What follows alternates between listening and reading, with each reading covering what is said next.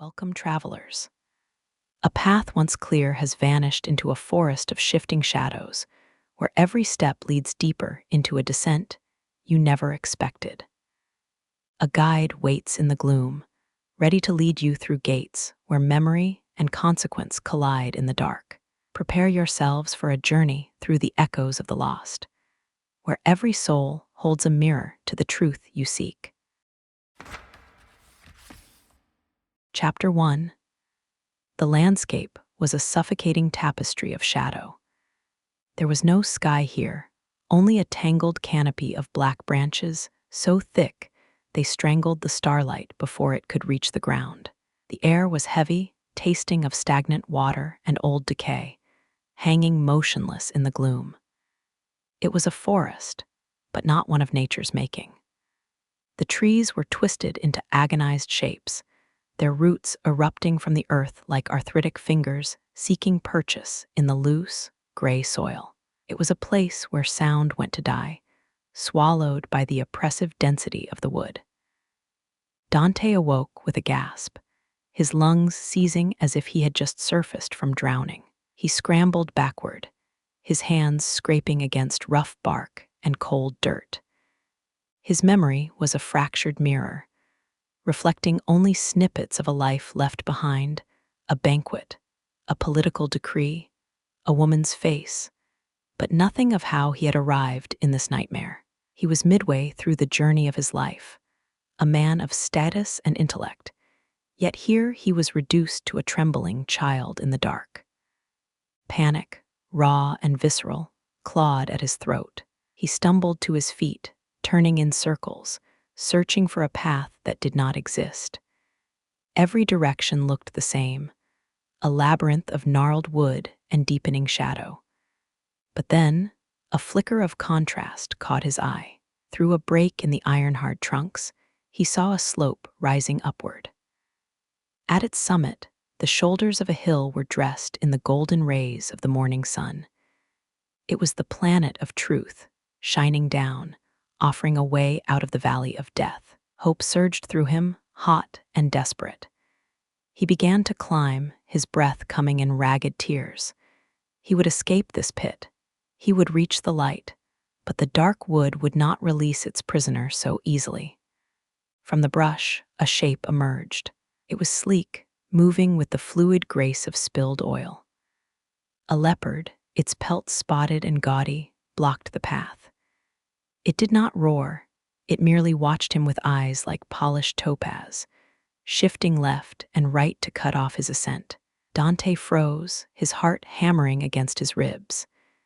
He tried to step around, but the beast was faster, a blur of motion that kept him pinned. He backed away, only to feel the ground tremble. The air grew hot, smelling of musk and blood.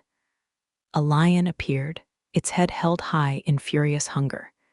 It was massive, a living engine of violence that seemed to shake the very air with its presence.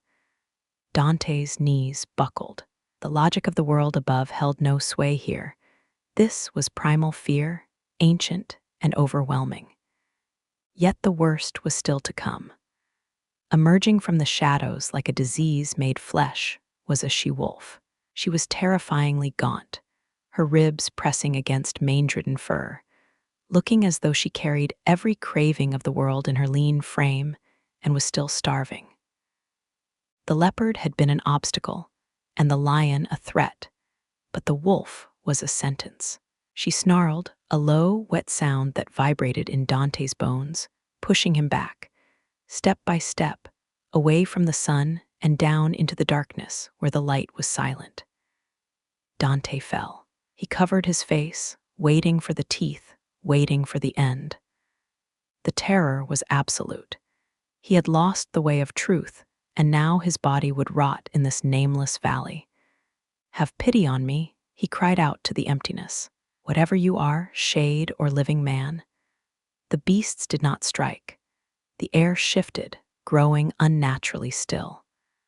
A figure materialized in the gloom before him. It was faint, like smoke caught in a draft, but the outline was unmistakably human. The figure stood tall, wrapped in the robes of a distant age, watching Dante with eyes that held the weight of centuries. "I am not a man," the voice replied, sounding hoarse from long silence. "I was a man once. My parents were Lombards, Mantuans by birth. I sang of Troy and the just son of Anchises." Dante lowered his hands, staring up at the specter. The fear remained, but it was checked by awe. "You are Virgil," he whispered, "the fountain which spreads so broad a river of speech. You are my master and my author." Virgil did not smile. His expression was stern, etched with a melancholic logic. He looked past Dante, toward the snarling she-wolf who prowled the perimeter, waiting. "You cannot ascend the mountain of joy," Virgil stated flatly. "Not this way. See the beast that makes you tremble? She lets no man pass. She has a nature so malign that her greedy desire is never satisfied. After feeding, she is hungrier than before. She will kill you if you stay." "Then save me," Dante begged, clutching at the hem of the ghost's robe, though his fingers found no purchase. "Save me from this wolf and from worse." "There is another way," Virgil said, his voice dropping an octave, becoming the tolling of a funeral bell. "But it is not a path of light. To escape this savage place, you must follow me. I will be your guide." Virgil turned, pointing down, away from the sunlit hill and into the deepest recesses of the forest where the shadows were absolute. "I will lead you through an eternal place," the poet continued, his tone devoid of comfort, offering only the cold, hard truth, "where you shall hear the desperate screams of the ancient spirits, each lamenting the second death. You must see the roots of evil to understand the light." Dante looked back at the sun, then at the ravenous wolf, and finally at the stoic ghost. He realized with a sinking dread that there was no choice. The only way out was through. "Lead on," Dante breathed. Virgil turned and began to walk into the darkness. Dante followed, leaving the hope of the morning behind, stepping deeper into the pit. Chapter 2. The day was dying. The sun, which had offered such brief and distant hope atop the hill, had finally surrendered, sinking below the jagged horizon. It left behind a sky the color of a healing bruise, purples and sickly grays bleeding into an encroaching black. The air here was no longer the fresh, biting wind of the living world.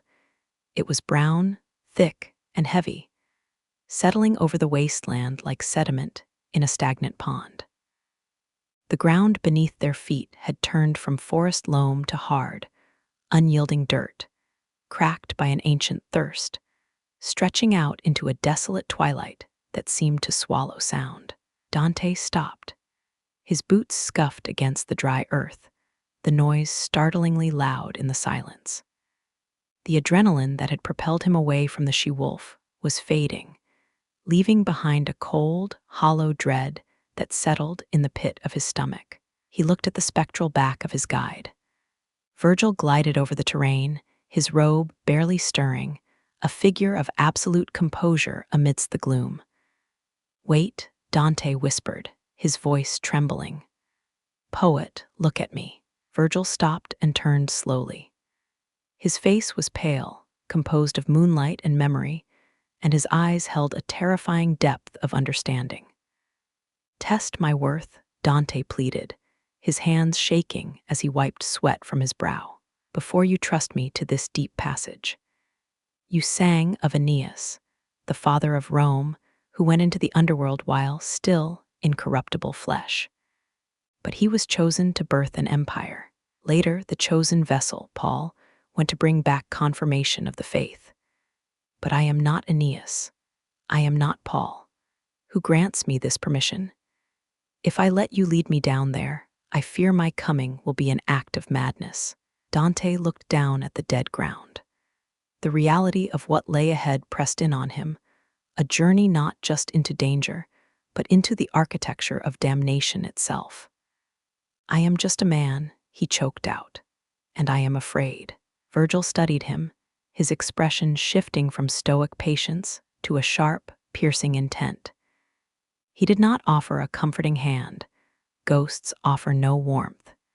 Instead, he offered the cold steel of truth. "If I have understood your words," Virgil said, his voice resonating with the timbre of a judge passing sentence, "your soul has been attacked by cowardice. It weighs you down, makes you shy away from honor like a beast startled by a false shadow. But you are wrong to fear.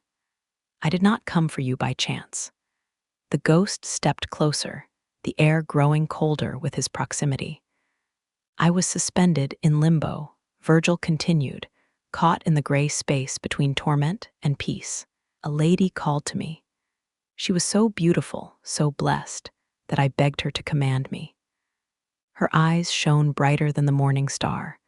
Her voice was soft, gentle as an angel's, yet it carried an imperative that shook the darkness." Dante looked up, his breath catching. "A lady? She told me her name was Beatrice," Virgil said, watching the recognition strike Dante like a physical blow. "She said, 'My friend, who is not a friend of fortune, is so hindered in his path upon the desert slope that he has turned back in terror. Go to him with your ornate speech and whatever is needed for his escape. Help him so that I may be consoled. She came from the place where I cannot go.'" Love moved her and made her speak. Dante stood frozen. The name cut through his panic, severing the roots of his fear. Beatrice. The woman who had been the light of his life, now dead, had looked down from the highest heights and seen him struggling in the mud. She had not abandoned him. She had sent a savior. She wept as she spoke, Virgil added, his voice softening just a fraction.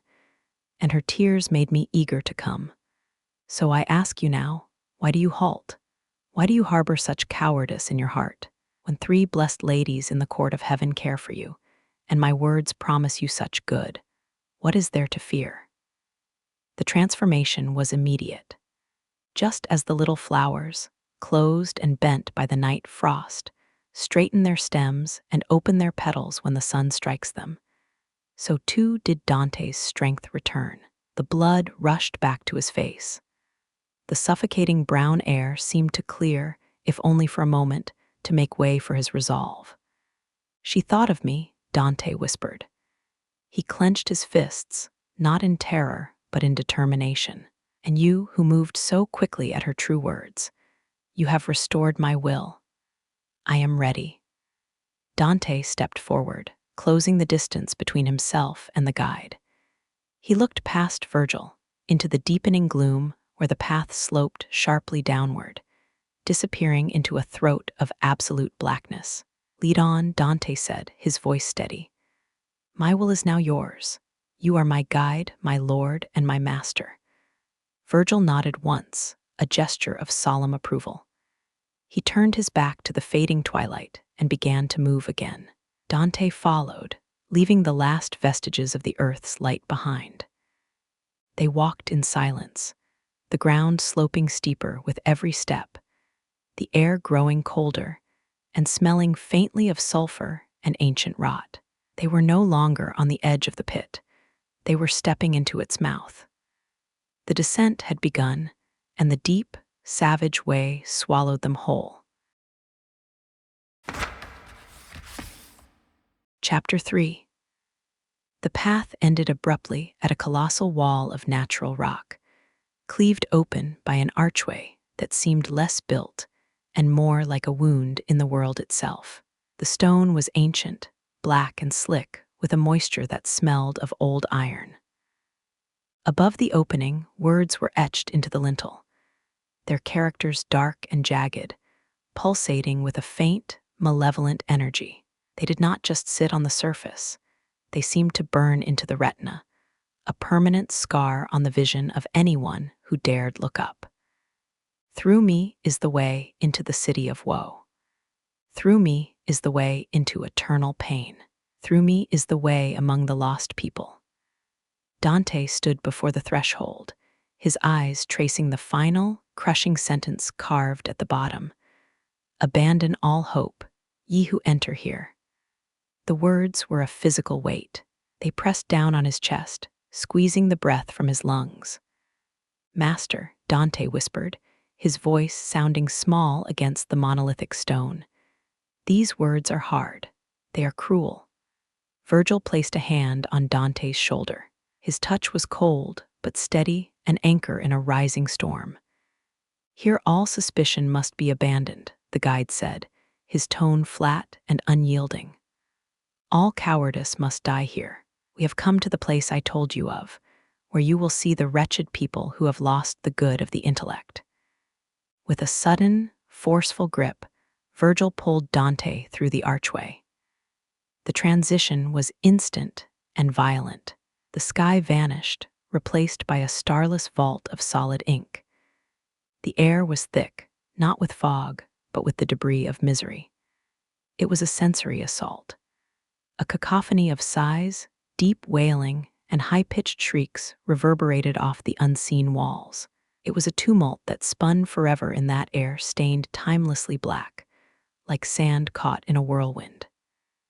Strange tongues, horrible dialects, words of pain, and accents of anger clashed in a chaotic symphony of despair. Dante clamped his hands over his ears, tears springing to his eyes. "What is this?" he shouted over the din. "Who are these people so crushed by pain?" "These are the sorrowful souls of those who lived without disgrace and without praise," Virgil answered, his lip curling in a rare show of disgust. "They are the fence-sitters, the cowards. They are mixed with that base choir of angels who were neither rebellious nor faithful to God, but stood only for themselves. Heaven chased them out to keep its beauty pure, and deep hell refuses them, for the wicked would have some glory over them." Dante looked closer, his eyes adjusting to the gloom. He saw a long, chaotic train of people whirling endlessly, chasing a blank banner that whipped through the stagnant air, never taking a stand, never stopping. They were naked, their skin pale and flabby. But they were not alone. Great swarms of wasps and hornets, fat and buzzing with malice, pursued them. The insects landed on the runners' backs and faces, stinging relentlessly. Blood streamed down the bodies of the damned, mixing with their tears to fall onto the floor of the pit. Dante looked down at the ground and recoiled in horror. The earth was a carpet of putrid rot. The blood and tears were being consumed by loathsome worms that writhed in the mud, feasting on the fluids of the indifferent. It was a punishment of supreme irony. Those who never felt the sting of conviction in life were now eternally stung into motion, their precious bodily fluids feeding the lowest forms of life. "They have no hope of death," Virgil said, turning away from the grotesque sight. "And their blind life is so base that they are envious of every other fate. The world allows no report of them to exist. Mercy and justice disdain them. Let us not speak of them, but look and pass." They moved on, leaving the wailing mob behind, pushing deeper into the gloom until they reached the banks of a great, sluggish river. The water was dark, churning with a heavy, oily current. This was the Acheron, the border of the true Inferno. Along the bank, a vast crowd of souls was gathering, all waiting to cross. And then, cutting through the misty water, a boat appeared. It was old, the wood rotting and black, piloted by a figure that stopped Dante's heart. It was an old man, his hair a mane of white wool, wild and matted. But it was his face that froze the blood. His eyes were not human. They were wheels of fire, burning coals set deep in sunken sockets, glowing with a supernatural rage.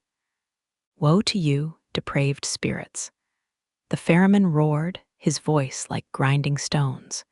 "Hope not ever to see heaven. I come to lead you to the other shore, into the eternal darkness, into fire and into ice." The fiery eyes locked onto Dante. The intense heat of the gaze felt like it was singing his skin. "And you there, living soul," Charon bellowed, pointing a withered or wielding hand. "Depart from these who are dead." Dante could not move, His legs were lead. He does not move. Karen shouted, the fire in his eyes flaring brighter. By another way, by other ports. You shall come to shore, not here. A lighter boat must carry you. Virgil stepped forward, shielding Dante from the ferryman's wrath. He spoke with the authority of one who knows the laws of the universe. Karen, do not rage. It is so willed there where will and power are one. Ask no more. The hairy jowls of the ferryman fell silent, though the wheels of flame around his eyes still glared with unquenched fury. He turned his rage on the souls weeping on the bank, striking at them with his oar, herding them into the rotting hull like cattle. As the leaves fall in autumn, one after another, so the evil seed of Adam threw themselves from the shore into the boat. Dante watched them go, his mind reeling. Why do they go? He whispered. They seem eager for the pain. Divine justice spurs them so, Virgil explained grimly. That fear is turned into desire. No good spirit ever passes this way. Before Dante could respond, the dark cavern trembled. It was not a simple tremor. The entire geography of hell convulsed. The tear-soaked ground gave a violent shudder, cracking open. A wind, red as blood and hot as a furnace, blasted up from the depths, carrying with it the smell of ozone and ancient lightning. The sensory overload was too much. The terror, the stench, the noise, and now the violent upheaval of the earth overwhelmed Dante's mortal senses. The red light flashed, blinding him. Logic failed. Fear took the final toll. Consciousness shattered. Dante collapsed, dropping like a dead body to the trembling floor, falling into a sleep deeper than dreams as the ground swallowed him, pulling him down, down into the true dark. Chapter 4. A violent crash of thunder shattered the sleep in Dante's brain, jolting him awake like a man shaken by force. He scrambled to his feet, eyes wide and searching, trying to anchor himself in the gloom. He was standing on the jagged brink of a treacherous abyss, a cliff edge that dropped into a chasm of infinite depth. Below, the darkness was so thick it felt like a physical substance, a nebula of black fog that swallowed all sight. From the depths rose a sound that was not a scream, but a deep, resonant thrum, the accumulated thunder of infinite wailing. Dante peered over the edge, but the pit was a void. Where are we? He stammered, his voice snatched away by the vastness. We descend now into the blind world, Virgil said. His voice was uncharacteristically brittle. Dante looked at his guide and recoiled. The ghost's face, usually the color of moonlight, had turned the ashen gray of a corpse drained of blood. The stoic mask was cracked. Master, Dante said, hesitation creeping into his tone. How can I go on if you are afraid? You are my comfort in doubt, yet you look terrified. It is not fear, Virgil replied, his eyes fixed on the darkness below with a haunted intensity. It is pity. The anguish of the people down there paints this pallor on my face. This is my home, Dante. This is where I belong. The admission hung in the air, heavy and sad. Virgil did not wait for comfort. He turned and led the way down the winding path that circled the rim of the pit. They descended out of the absolute black and into a strange, enclosed hemisphere of light. It was not the warm, dynamic light of the sun, but a cold, static luminescence, like the glow of a funeral candle that never flickers. The air here was still.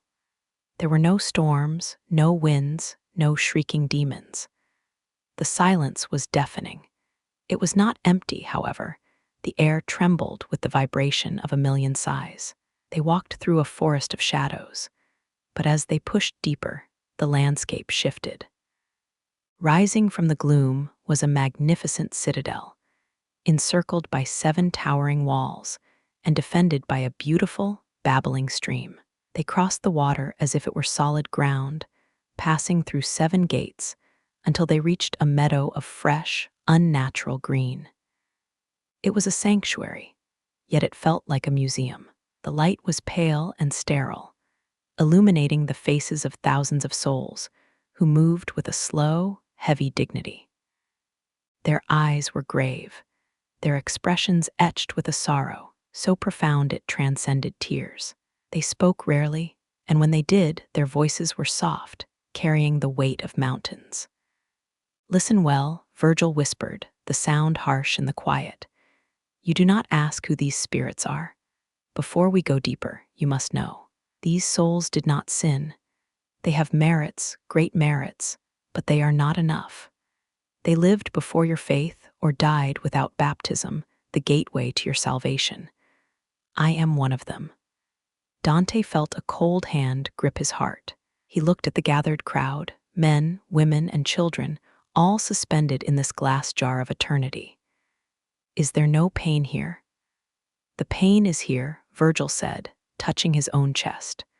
"We are lost, but we do not suffer physical torment. Our punishment is this: we have no hope, yet we live in eternal desire. We know what we are missing, and we can never have it." The existential horror of it struck Dante. This was not a torture chamber. It was a waiting room that would never close. It was the ultimate waste of human potential. Suddenly, the crowd parted. 4 mighty shades approached, walking over the enamel-green grass. They carried themselves with the arrogance of kings and the sadness of prisoners. A fire blazed ahead of them, pushing back the gloom. "Look," Virgil said, a flicker of pride returning to his voice. "The one with the sword is Homer, the sovereign poet. Next is Horace the satirist. Ovid is the third, and the last is Lucan. They share the title of poet with me, and they come to honor our craft." The great shades gathered around Virgil, their voices murmuring a greeting that Dante could not hear. Then they turned their eyes to the living man. They did not scowl. They smiled, a faint, melancholic expression of welcome. They gestured for Dante to join their circle. For a moment, Dante walked as the sixth amongst the greatest minds of antiquity. They spoke of things he would never write down, secrets of art and intellect shared in the pale light of the underworld. It was a moment of supreme glory, but it was hollow. Dante looked at Homer's dead eyes and realized that all the fame in the world meant nothing here. They were trapped in a gilded cage, preserved like insects in amber. The group reached the edge of the light. The green meadow ended abruptly, giving way to the jagged, rocky descent once more. The poets stopped. They could go no further. They belonged to the static past. Virgil stepped out of the circle, his face hardening again. He looked back at his peers one last time, then turned his eyes to the darkness ahead. "We must leave the quiet air," Virgil commanded, his voice devoid of the earlier pity. "We must go where the air trembles. The descent truly begins now." Dante stepped away from the light, feeling the heavy, suffocating cloak of the Inferno wrap around him once more. Behind him, the citadel of the virtuous faded into the gray. Ahead, the blackness roared. They began to climb down, moving away from the silence and into the place where all light is mute. Chapter 5. The serene, pale light of the citadel was gone, extinguished like a candle in a gale. They had descended from the first circle into the second, and the world had contracted. The space here was smaller, tighter, but the pain was infinitely louder.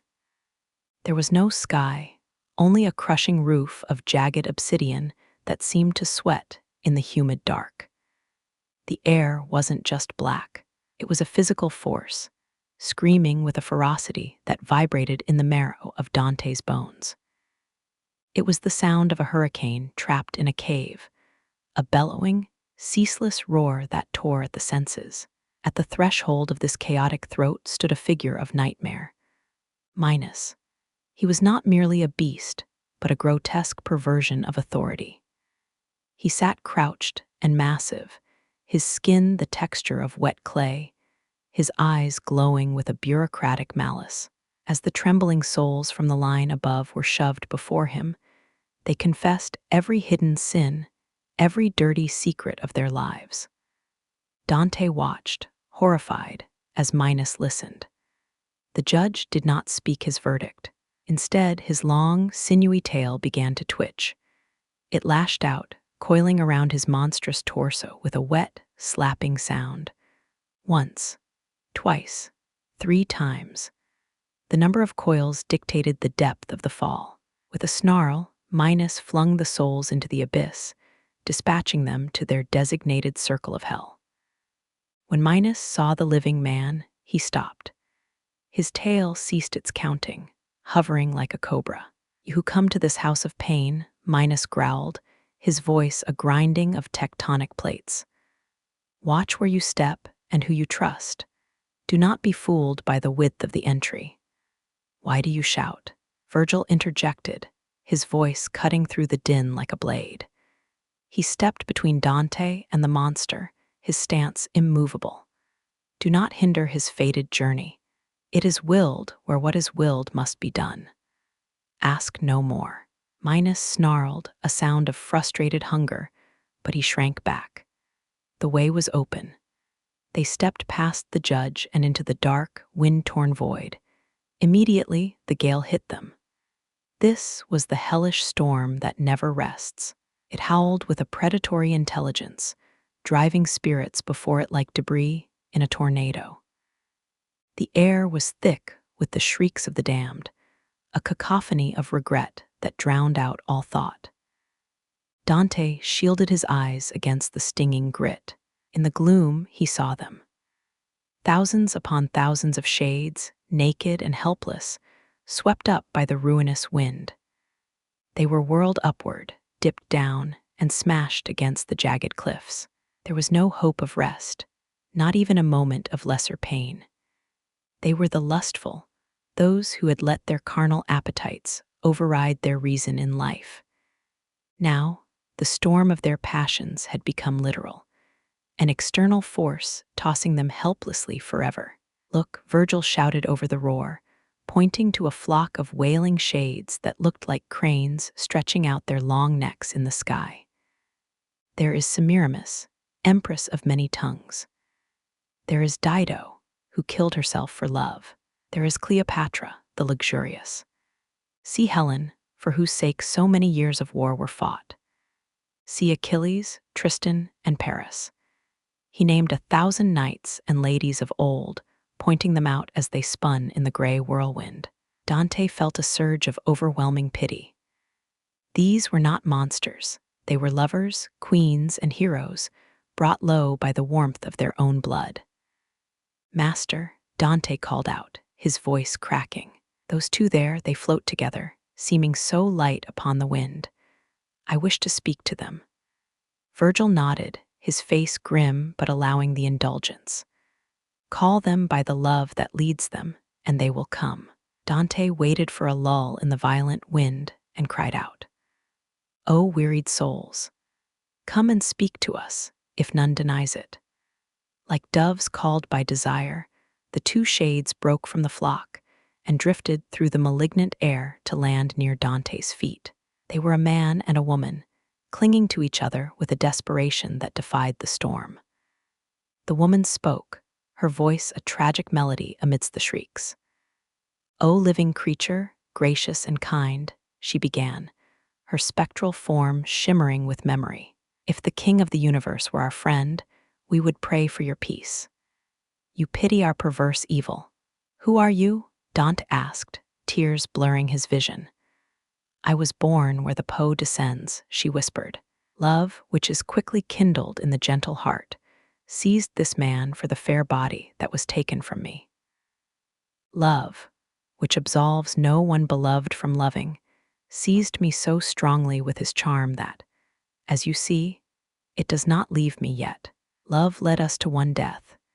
She looked at the man beside her, who was weeping silently, his shoulders shaking with eternal grief. "But how?" Dante pressed, needing to understand the mechanics of their fall. How did love allow you to know your dubious desires? There is no greater sorrow than to recall happiness in times of misery, she confessed. We were reading one day, for pleasure, of Lancelot and how love enthralled him. We were alone and without suspicion. Several times that reading forced our eyes to meet and drained the color from our faces. But one moment alone conquered us. When we read how the longed-for smile was kissed by such a lover, this one, who never shall be parted from me, kissed my mouth, all trembling. That book was our gallihout. That day we read no further. As she spoke, the other spirit wailed, a sound of such visceral heartbreak that Dante's blood turned to ice. The reality of it crushed him. The beauty of their love was indistinguishable from the horror of their punishment. They were together, yes, but they were trapped in the wreckage of their own lack of control. The air grew heavier, the smell of ozone and rot overwhelming. The pity was a physical weight, too much for a mortal heart to bear in this place of absolute judgment. Dante's knees buckled. The darkness spun. He could no longer distinguish the ground from the void. "I faint," he gasped, his vision narrowing to a pinprick. He collapsed onto the jagged floor of hell, his body hitting the stone with the heavy thud of a corpse. But there was no rest here. Even as his consciousness faded, the relentless wind tugged at his clothes, and Virgil's strong grip seized his arm. There was no time to lie in the dark. The storm raged on, and the path led only deeper, down into the rain and the mud that awaited below. The descent continued. Chapter 6. Dante's consciousness returned not with a start, but with a shiver that rattled his very teeth. He had fallen into darkness at the cliff of the lustful, but he awoke in a sewer. The landscape was a flat, featureless expanse of gray oppression. There was no horizon, only a thick, suffocating curtain of precipitation that never changed and never ceased. It was a storm of heavy hail, dirty water, and snow, all pouring down through the dark air with the relentless rhythm of a torture device. The ground beneath them was not earth. It was a deep, fetid morass of stinking slush, a cocktail of freezing mud and human waste that sucked at their boots with every step. The stench was absolute, the smell of rotting meat and old mold, heavy enough to coat the back of the throat with a film of grease. Dante gagged, pulling his robe over his nose. "What is this place?" He choked out, his voice muffled by the damp cloth. "The air, it tastes of sickness." "This is the third circle," Virgil replied, his voice calm but tight, as if he were holding his breath.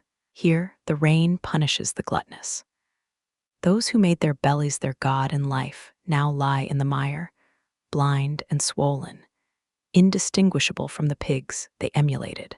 As Dante peered through the gloom, the gray mounds in the sludge began to move. They were people, or things that had once been people. They were bloated, their skin pale and waterlogged, turning endlessly onto their sides to shield themselves from the freezing rain. They howled like dogs, a miserable chorus of shivering whimpers. But they were not the only things howling. From the mist emerged a shape that froze Dante's blood. It was Cerberus, the great worm of hell, a three-headed monstrosity, massive and grotesque. He stood guard over the suffering souls. His eyes were red like coals, his greasy black beard matted with filth, and his belly was swollen with unholy hunger. With claws like iron rakes, he flayed the spirits, tearing at their sodden flesh while they screamed in the rain. The beast saw the intruders. All three throats opened at once, unleashing a deafening, discordant bark that shook the ground. The creature lunged, its claws eager for fresh meat, its jaws snapping with the promise of violence. Dante stumbled back, slipping in the muck. "Master." Virgil did not draw a weapon. He did not shout a spell. With the swift, practical motion of a man disciplining a cur, he stooped down and scooped up 2 glorious handfuls of the stinking earth. As Cerberus opened his 3 mouths to attack, Virgil hurled the balls of mud straight into the cavernous gullets. The beast choked. Like a dog craving food that quiets down once it bites into a bone, Cerberus fell silent, struggling to swallow the filth. He busied himself with the mud, his aggression momentarily sated by the base matter of the pit. "Come," Virgil urged, stepping past the heaving monster. "His hunger is his prison. He will not trouble us while he feeds." They trudged forward, walking literally upon the shades that the heavy rain beat down. Their feet sank into the emptiness which appeared as bodies. The souls were ethereal, yet the mud held them fast. Suddenly, one of the mounds sat up. The figure was unrecognizable, a bloated ruin of a man, eyes nearly swollen shut, slime dripping from his chin. "O you who are led through this infernal hail," the shade rasped, struggling to lift his head. "Recognize me if you can. You were made before I was unmade." Dante stared at the pitiable creature. "The anguish you suffer disguises you," he said softly, pity warring with repulsion. "I do not remember seeing you. Who were you?" "In your city, which is so full of envy that the sack already spills over, I was known as Sayako." The soul wheezed. "For the ruinous fault of gluttony, as you see, I am broken by this rain. And I am not alone. All these you see suffer the same penalty for the same sin." Dante knelt, ignoring the filth soaking into his knees. "Sayako, your distress weighs on me. But tell me, if you know, what will come of the citizens of our divided city? Why has discord torn us apart?" The shade let out a wet, gurgling sigh. "After long debate, they shall come to blood," Sayako prophesied, his voice dropping to a harsh whisper. "The party of the woods shall chase out the other with much offense. But tell them this, there are 2 just men in the city, but no one listens to them. Pride, envy, and avarice are the 3 sparks that have set their hearts on fire." With that, Sayako's strength failed. He looked at Dante with askance eyes, his head lolling heavy on his neck. "I speak to you no more," he muttered, and fell face forward back into the blind muck, joining the other wretches. "He will wake no more until the angelic trumpet sounds," Virgil said, signaling for Dante to rise. "When the hostile judge shall come, each shall find again his dismal tomb, resume his flesh and shape, and hear what echoes through eternity." "Master," Dante asked as they resumed their trudging march, "will these torments increase after the great judgment, or become less?" "Consult your philosophy," Virgil answered, his boots cutting a path through the slime. "The more perfect a thing is, the more it feels the good, and so too the pain. Though these accursed people never attain true perfection, they expect to be more complete then than now." They moved in a wide arc, circling the rim of the gluttonous pit. The rain never let up, drumming against their backs, soaking them to the bone. The ground began to slope downward again, the mud thinning out as the terrain grew rockier and steeper. Ahead, the shadows deepened, and a new sound began to rise from the next abyss, not a wail, but a clashing, metallic roar. They had crossed the sludge, but the horror was only compounding. Virgil stepped onto the descending path, and Dante followed, leaving the pigs to their sty, descending toward the next circle where the enemy of mankind awaited. The air grew tighter, the pressure mounting as they went deeper still. Chapter 7. The suffocating damp of the gluttonous rain was left behind, replaced by a dry, abrasive dust that coated the throat and stung the eyes. The landscape here was a vast, fractured plain of gray bedrock, lit by a sickly, flickering luminescence that seemed to emanate from the stones themselves. It was a barren theater of conflict, stretching out into the gloom, shaped like a colossal ring. The air was not filled with rain, but with a cacophony so loud it vibrated in the chest, a rhythmic, thundering crash, followed by the wet smack of flesh on rock and the breathless screaming of thousands. Before they could step fully onto the plain, a figure rose to block their path. It was Plutus, the great enemy, the archdemon of material wealth. He was a bloated, towering monstrosity, his skin the color of tarnished gold, his face a ruin of swollen features. He did not speak in human tongues. Instead, his voice was a clucking, gargling noise, like a throat choked with coins. Pape Satan Alep. The demon shrieked, his voice rising in a jagged crescendo. It was the gibberish of madness, the frantic, unintelligible language of a mind consumed by possession. Dante flinched, stepping back toward the rock wall. Master, his rage is senseless, but his size is not. Can we pass? Virgil did not break stride. He looked at the bloated wolf of hell with a gaze of withering contempt. Do not let your fear harm you, the guide said to Dante, then turned his voice into a weapon against the beast. Be quiet, accursed wolf of hell. Consume yourself inwardly with your own rage. Our journey to the deep is not without cause. It is willed on high, where Michael took vengeance on the proud adultery. The effect was instantaneous. As sails swollen by the wind collapse in a tangled heap when the mast snaps, so too did the cruel beast fall to the ground.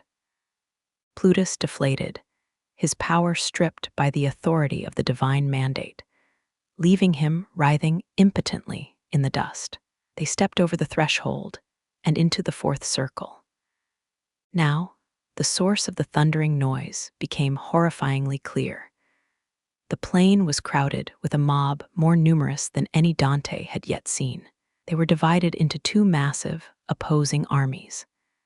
Every soul was naked, their bodies corded with straining muscle and bruised purple from impact.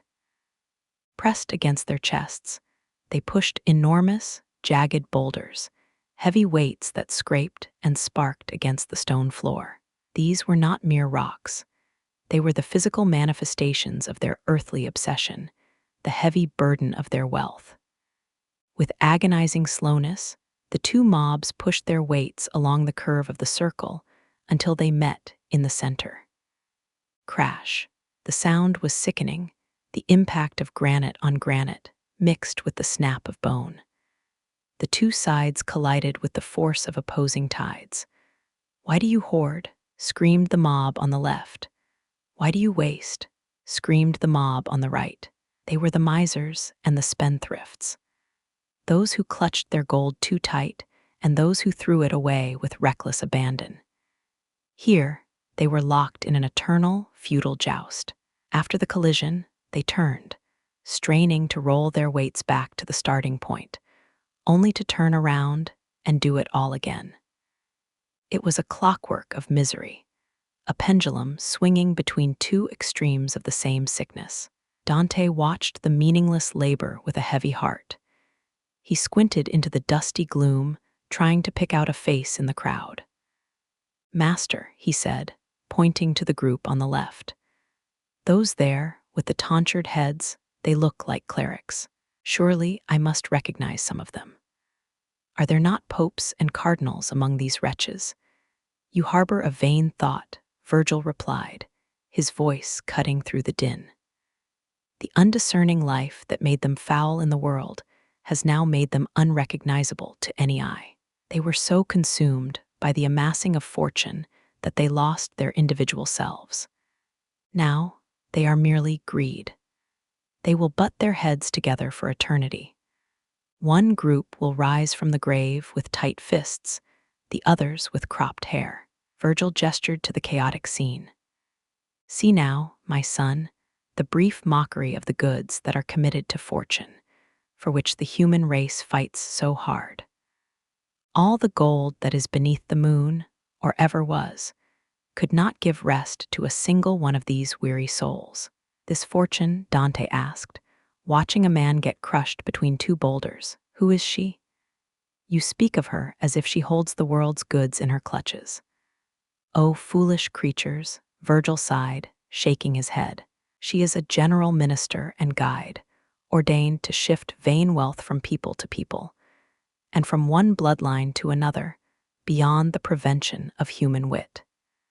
She turns her sphere, and she is blessed. She does not hear your complaints. She is hidden like a snake in the grass. The dust was beginning to thicken, and the rhythmic crashing was starting to fray Dante's nerves. It was a place of endless, circular futility, and the sheer pointlessness of it was suffocating. But let us descend, Virgil commanded, turning his back on the warring mobs. The stars that were rising when I started are now setting. We cannot linger. They moved away from the ring of conflict, picking their way through the jagged rocks toward the edge of the plateau. The ground began to slope sharply downward, becoming slick and treacherous. A dark stream bubbled up from a fissure in the rock, its water black and boiling. It cut a path through the gray stone, flowing down into a deeper, darker trench. Follow the water, Virgil said. Dante fell in step behind his guide, leaving the roar of the hoarders behind. They walked alongside the dark little river, following its murky current as it tumbled down the slopes, leading them toward a vast, stagnant marsh that waited in the shadows below. The descent continued, and the air grew wet and heavy once more. Chapter 8. The dark little stream they had followed down from the rocky slopes finally reached its end, but it did not empty into a clear lake or a flowing river. Instead, it hemorrhaged into a vast, malignant swamp. The landscape here was the color of a festering wound, grays, blacks, and sickly browns churning together under a sky that offered no light, only an oppressive, crushing weight. This was the Styx, a marsh of such foulness that the air itself seemed to curdle in the lungs, tasting of wet ash and ancient resentment. Dante stopped at the water's edge, his boots sinking into the sodden bank. He looked out across the bubbling surface and felt a fresh wave of horror tighten his chest. The swamp was alive. Everywhere he looked, the muddy water churned with the thrashing bodies of the damned. They were naked, their skin caked with slime, looking less like men and more like beasts born of the muck. They were not merely suffering, they were at war. With a savagery that defied reason, they struck at one another, not just with their fists, but with their heads, their chests, and their feet. They tore at each other's flesh with their teeth, ripping away chunks of meat in a frenzy of incoherent rage. "Master," Dante whispered, the bile rising in his throat. "What is this madness?" "This is the circle of wrath," Virgil explained, his voice cold and analytical, cutting through the wet, slapping sounds of the brawl. "These are the souls whom anger overcame. They let the red mist of rage blind them in life, and now they are locked in an eternal, muddy brawl, unable to see anything but the object of their aggression." Virgil pointed to the patches of open water where the surface boiled with large, popping bubbles. "But look deeper," the guide instructed. "Beneath the slime, there are others. They are the sullen, those who held their anger inside, letting it rot their spirits into a bitter sludge. They gurgle their hymn in the throat, for they cannot speak it with full words. They say, 'We were sullen in the sweet air that is gladdened by the sun. Now we lie sullen in the black muck.' The bubbles you see are their breath rising from the bottom." As they watched, a small light flickered in the distance atop a tower, answered by another signal far across the fen. Suddenly, a shape tore across the water, moving faster than an arrow leaving the bow. It was a small, rot-black skiff, piloted by a figure screaming with anticipation. "Now I have you, you wicked soul," the boatman roared. It was Phlegias, the ferryman of the Wrathful, his face twisted into a mask of perpetual fury. "Phlegias, Phlegias, you shout in vain this time," Virgil called out, stepping calmly to the edge of the scum-covered dock. "You shall have us only as long as it takes to cross the mire." The demon's rage turned to petulant disappointment, like a man cheated of a promised prize, but he steered the skiff to the bank. Virgil stepped in first, and then Dante. It was only when Dante's living weight hit the floorboards that the boat settled low in the water, displacing the slime. They pushed off, the prow slicing through the filth. The dead water hissed against the wood.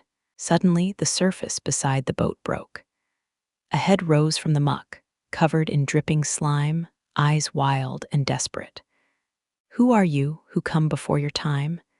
The spirit rasped, clutching the gunwale with filthy hands. Dante looked down. The pity that had weighed on him in the earlier circles, the tears he had shed for the lovers and the gluttons, suddenly evaporated. He recognized this face. It was Filippo Argenti, a bitter political enemy from Florence, a man of arrogance and cruel temper who had flaunted his wealth while Dante's city crumbled.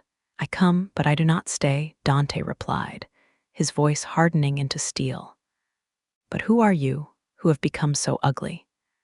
"You see that I am one who weeps," Argenti spat, his voice oozing with self-pity. "Then remain in weeping and in sorrow, accursed spirit," Dante snapped, pulling his robe away from the reaching hands.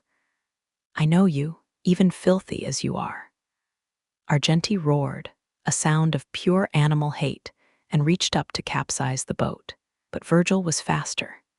The guide shoved the spirit back into the murky water, then wrapped his arms around Dante, hugging him tight.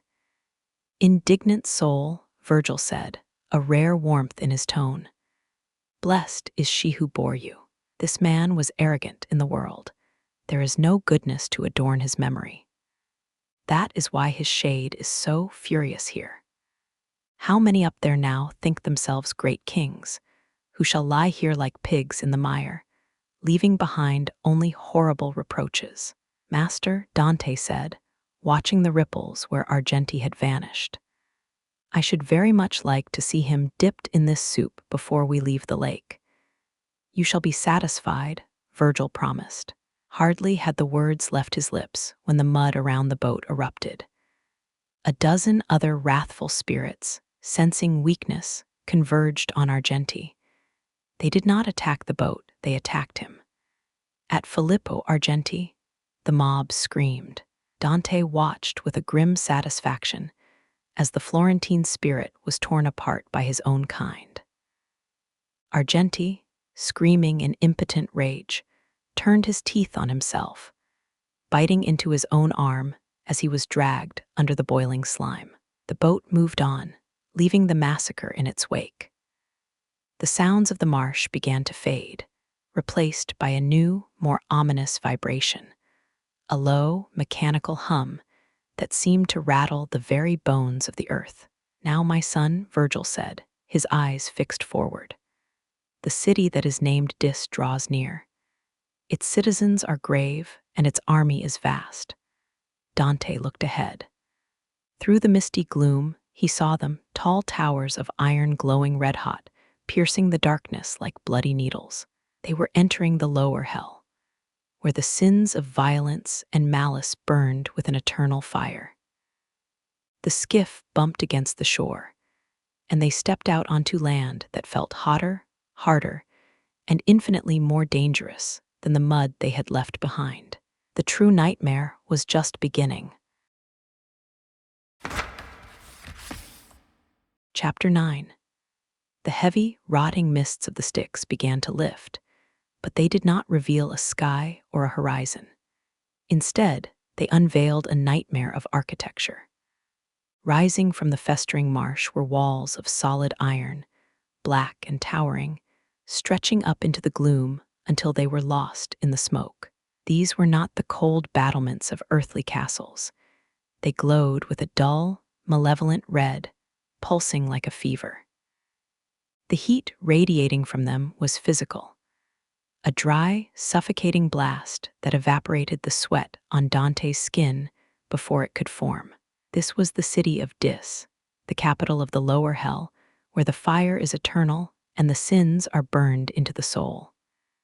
The skiff ground against a rusted iron wharf. Virgil stepped out, his movements sharp and anxious. He signaled for Dante to follow, leading him toward the colossal gates that barred the entrance. Above the battlements, 1,000 faces appeared, twisted, dark, and beautiful in a terrifying way.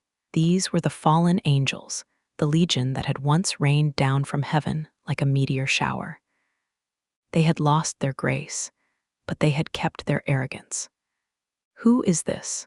one of the demons hissed, "who walks through the kingdom of the dead without death?" Virgil walked to the gate, his head high, prepared to exert the authority that had parted the crowds of the upper circles. He spoke to them, but for the first time, the darkness did not yield. With a unified shriek of mockery, the demons slammed the massive iron doors shut. The sound was like a thunderclap inside a bell, vibrating in Dante's teeth. Virgil stood before the sealed gate for a long moment, then turned back slowly. His usually confident stride was gone. He looked at the ground, sighing as if the weight of the world had settled on his spectral shoulders. "Master," Dante whispered, the panic rising in his throat like bile. "If they do not let us pass, do we return?" "Do not be afraid," Virgil said, though his voice lacked its usual steel. "I will win this contest, no matter what defense they mount within." This insolence of theirs is nothing new. They showed it once at a less secret gate. But we must wait. Someone is coming who will open this city to us. Dante watched his guide, seeing the doubt etched in the ghost's furrowed brow. The fear of abandonment clawed at him. If reason itself was barred from the city, what hope did a mortal have? Suddenly, a high-pitched shriek tore the air, coming from the summit of the fiery tower that loomed to their left. Dante looked up and gasped. 3 hellish shapes had materialized atop the glowing iron. They were women in form, but stained the color of dried blood. Their limbs were lashed with green hydras that writhed and hissed. Instead of hair, horned snakes and vipers grew from their scalps, tangling in knots around their temples. "Look," Virgil whispered, grabbing Dante's arm. "The ferocious ironies. That is Magira on the left. Alecto weeps on the right. Tisiphone is in the middle." The Furies clawed at their own breasts with sharp talons, shrieking so loudly that Dante pressed himself against the poet for shelter. They looked down at the 2 travelers with eyes that promised madness. "Bring Medusa," they screamed in unison, looking deeper into the city. "So we can turn him to stone. We should have avenged the assault of Theseus when we had the chance." At the name of Medusa, Virgil's demeanor shifted from concern to absolute terror. He spun Dante around, gripping his shoulders with a strength that felt like iron bands. "Turn your back and keep your eyes shut," Virgil commanded, his voice trembling. "For if the Gorgon shows herself and you see her, there will be no returning up again. You will be stone forever." Dante squeezed his eyes shut, his heart hammering against his ribs. He felt Virgil's cold hands cover his own, a double seal against the lethal gaze. They stood there in the red darkness, blind and trembling, waiting for the monster that turns men to statues. And then a sound came. It was not a scream or a roar. It was a boom, a crash of displaced air that sounded like a hurricane tearing through a forest. The stagnant air of the marsh violently recoiled. The heat of the iron walls seemed to shudder. Virgil removed his hands. "Turn," he breathed, "and look across the scum of the ancient marsh." Dante opened his eyes. Through the thick, heavy fog, a figure was approaching. He walked upon the Styx as if it were solid pavement, the soles of his feet dry. He moved with no effort, his left hand waving the gross air from his face with a look of supreme annoyance. The frogs and the ruined souls scattered before him like flames fleeing a gust of wind. He was a messenger of heaven. He did not look at Dante. He did not look at Virgil. He looked only at the task before him, his expression one of disdain for the filth of this place. The messenger reached the gate. He did not knock. He did not shout. He produced a small, slender wand and touched the iron doors. With a groan of yielding metal, the gates of Dis flew open. The resistance of the fallen angels evaporated instantly. "O outcasts of heaven, race despised," the messenger spoke, his voice ringing with the clarity of a silver bell in a tomb. "Why do you kick against that will which can never be cut short? Why do you butt your heads against fate?" He did not wait for an answer.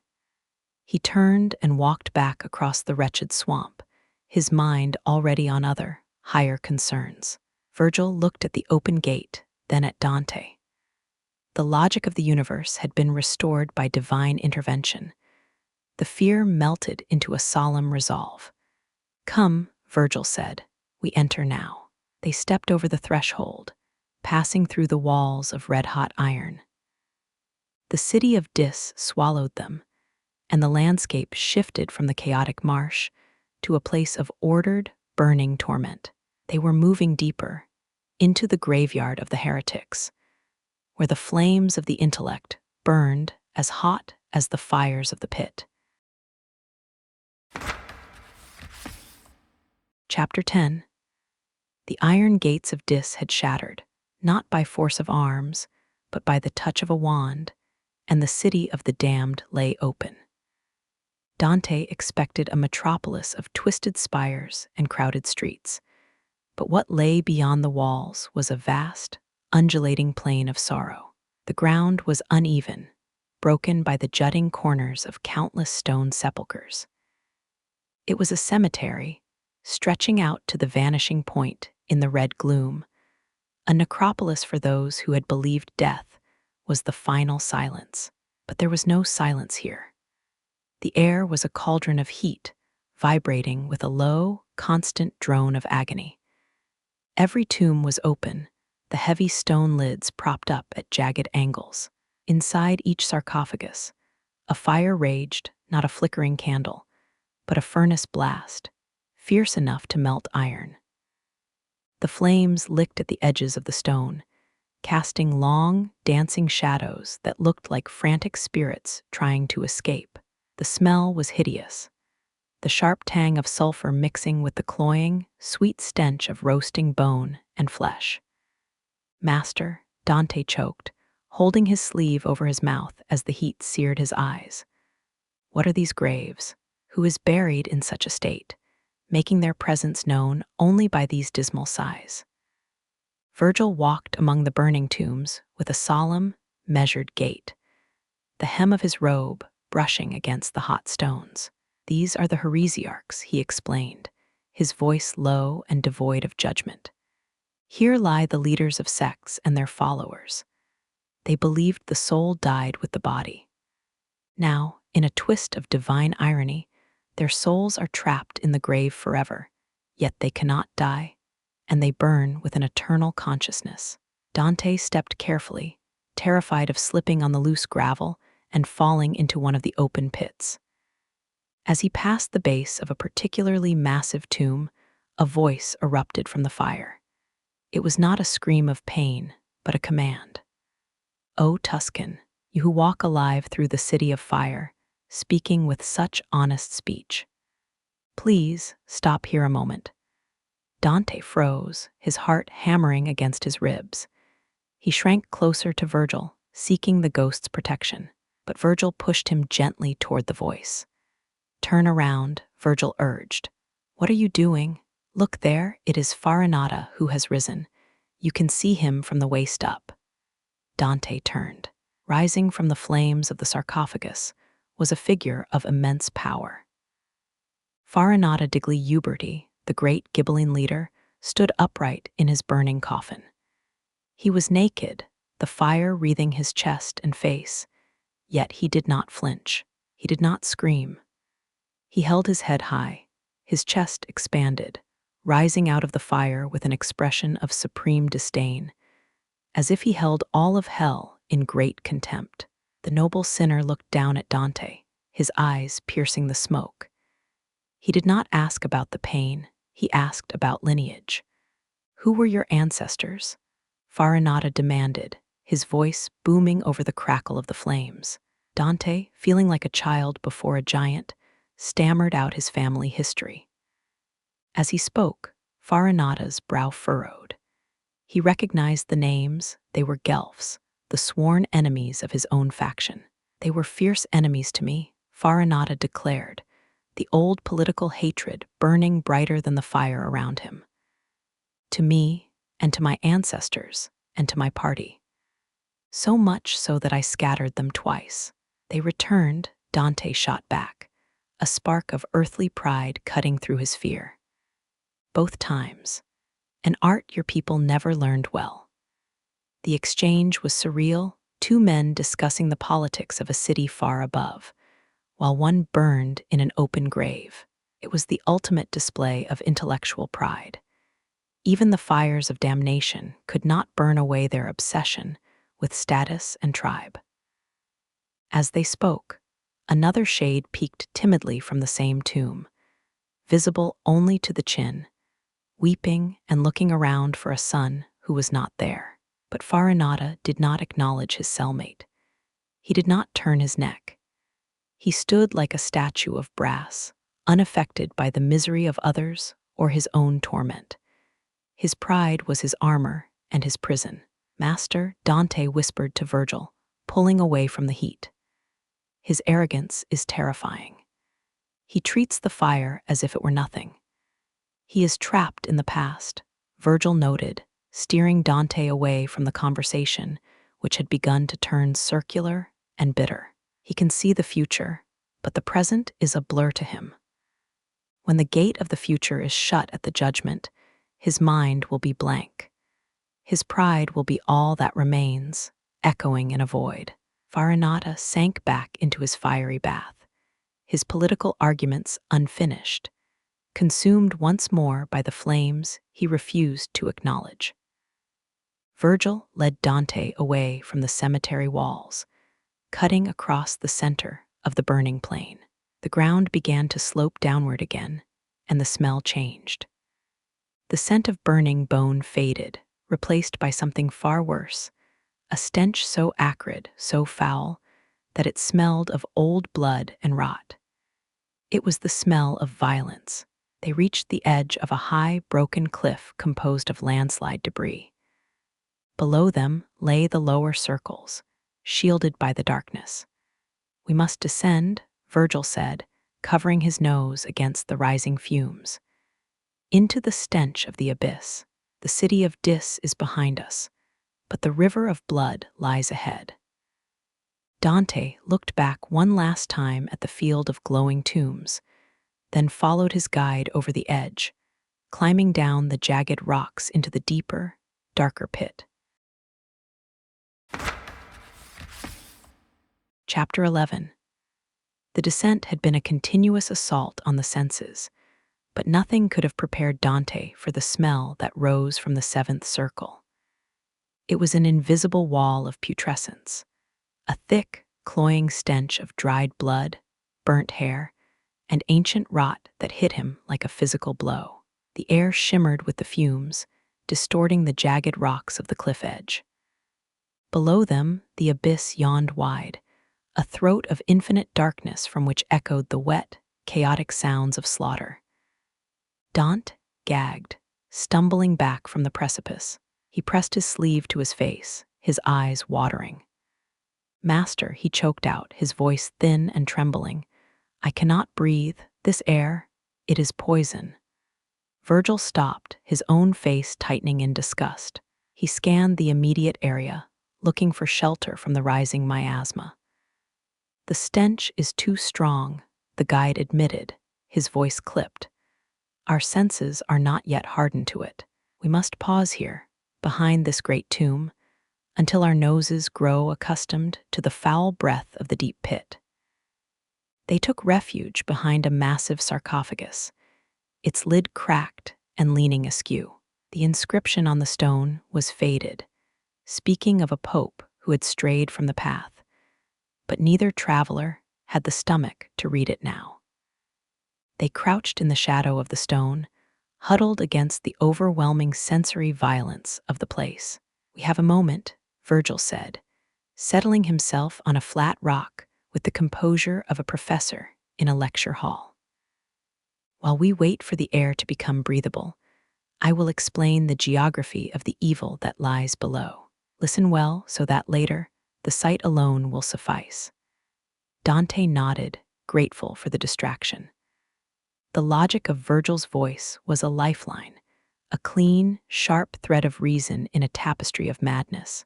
"Look down," Virgil instructed, gesturing toward the unseen depths. "Below these rocks lie 3 smaller circles, descending like steps into the center of the earth. They are filled with spirits accursed, but they are not like those we have left behind. The sins above, lust, gluttony, anger, were sins of incontinence. They were failures of control. But below lies malice. The word hung in the humid air, heavy and cold. Malice is the sin that God hates most," Virgil continued, his tone turning stern, "because its goal is injury. And you can injure in 2 ways, by violence or by fraud." Dante listened, fascinated and horrified. The wind howled around the corners of the tomb, carrying with it the faint screams of the damned, but Virgil's voice remained steady.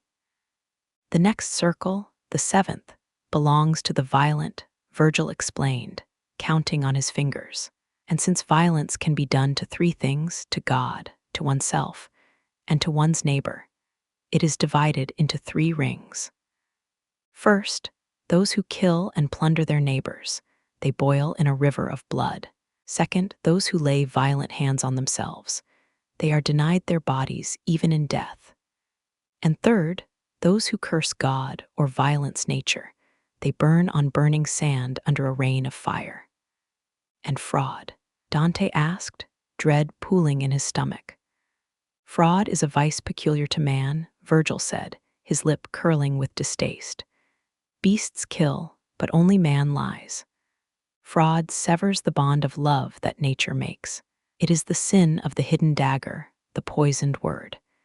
It lies deepest, at the very bottom, where the traitor Lucifer is frozen. That is where we are going." Dante looked at the ground, tracing the cracks in the stone with his eye. "Master," he said slowly, "your reasoning runs clear. But why are the sinners in the swamp and the wind not punished down here? Why is God's anger less toward them? Have you forgotten your Aristotle?" Virgil chided gently. "There are 3 dispositions heaven forbids: incontinence, malice, and bestiality. Incontinence offends God less and incurs less blame. The lustful and the angry let their passions rule them, yes, but the malicious, they use their God-given intellect to plan evil. That is the unforgivable betrayal of the gift." The logic clicked into place. The horror of hell was not random chaos. It was a perfect, terrifying system of justice. Every punishment fit the crime with mathematical precision. Dante took a deep breath. The stench was still there, vile and heavy, but the initial shock had passed. His lungs, begrudgingly, had accepted the foul air. "The sun travels on," Virgil noted, standing up and brushing the dust of the tomb from his robe. "The fish are quivering on the horizon, and the wane lies over chorus. We have lingered enough. The time for talk is ending." Virgil stepped out from behind the shelter of the tomb. He walked to the edge of the landslide, a chaotic tumble of boulders that had once been a cliff before the earthquake of Christ's death shattered it. "Follow me," Virgil commanded, beginning to pick his way down the treacherous ruin. "Keep close to the rock. The path is steep, and the guardians below are not known for their mercy." Dante stood up, steeling himself. The lecture was over. The theory of evil was clear in his mind. Now he had to face the reality of it. He stepped out into the open air, the smell of blood rushing up to meet him, and began the climb down into the circle of violence. The respite was gone. The nightmare resumed. Chapter 12. The path down the cliff was not a road, it was a scar. A massive landslide of jagged, chaotic limestone tumbled down into the gloom, a ruin created by the earthquake that shook hell when Christ died. The air here was no longer just hot, it was humid and sticky, tasting of wet iron and salt. Below them, a red glow pulsed rhythmically, casting long, dancing shadows against the canyon walls. It looked as if the earth itself had been slit open, bleeding out into the darkness. At the very lip of the descent, sprawled across the shattered rocks, lay the guardian of the seventh circle. It was the Minotaur, the infamy of Crete. The beast was a grotesque fusion of man and bull, a towering mass of muscle and hate. When it saw the two travelers, it did not roar. It bit into its own shoulder, tearing at its own flesh in a fit of impotent, bestial fury. It was rage consuming itself, violence turned inward. Dante froze, his hand instinctively grasping for a weapon he did not possess. The monster's eyes rolled in their sockets, wild and bloodshot. Virgil stepped forward, his voice cracking like a whip. "Why do you rage, you beast? Do you think the Duke of Athens, who dealt you your death in the world above, has returned? Get back. This man does not come instructed by your sister. He comes only to view your punishment." The mention of his slayer sent the Minotaur into a convulsion of fury. It bucked and thrashed, hopping blindly like a bull that has received the killing blow, but has not yet fallen. "Run," Virgil hissed, shoving Dante toward the steep slope of loose scree. While his rage blinds him, we descend. They scrambled down the avalanche of stones. The rocks shifted and clattered under Dante's living weight, a sound that echoed dangerously in the silence. They slid and stumbled until they reached the valley floor. And there, the horror revealed itself fully. It was a river, wide and fast-moving, curving in a great arc that seemed to embrace the entire plain. But it did not flow with water. It flowed with blood, boiling, churning, scalding blood. The surface popped with thick, viscous bubbles, releasing clouds of red steam that coated the throat with the taste of a slaughterhouse. "This is the Phlegethon," Virgil said, his face grim, "the river of fire. Here, divine justice punishes those who were violent against their neighbors. Tyrants, murderers, plunderers, they boil in the blood they shed in life." Dante looked closer. The river was filled with people, thousands of them.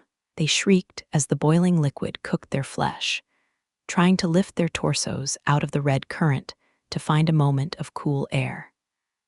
But the river had its own guardians. Galloping along the banks in single file were centaurs, thousands of them, half man, half horse, armed with heavy bows and quivers full of iron arrows. They watched the river with eagle eyes. If any soul lifted itself out of the blood higher than its guilt allowed, a hail of arrows forced it back down.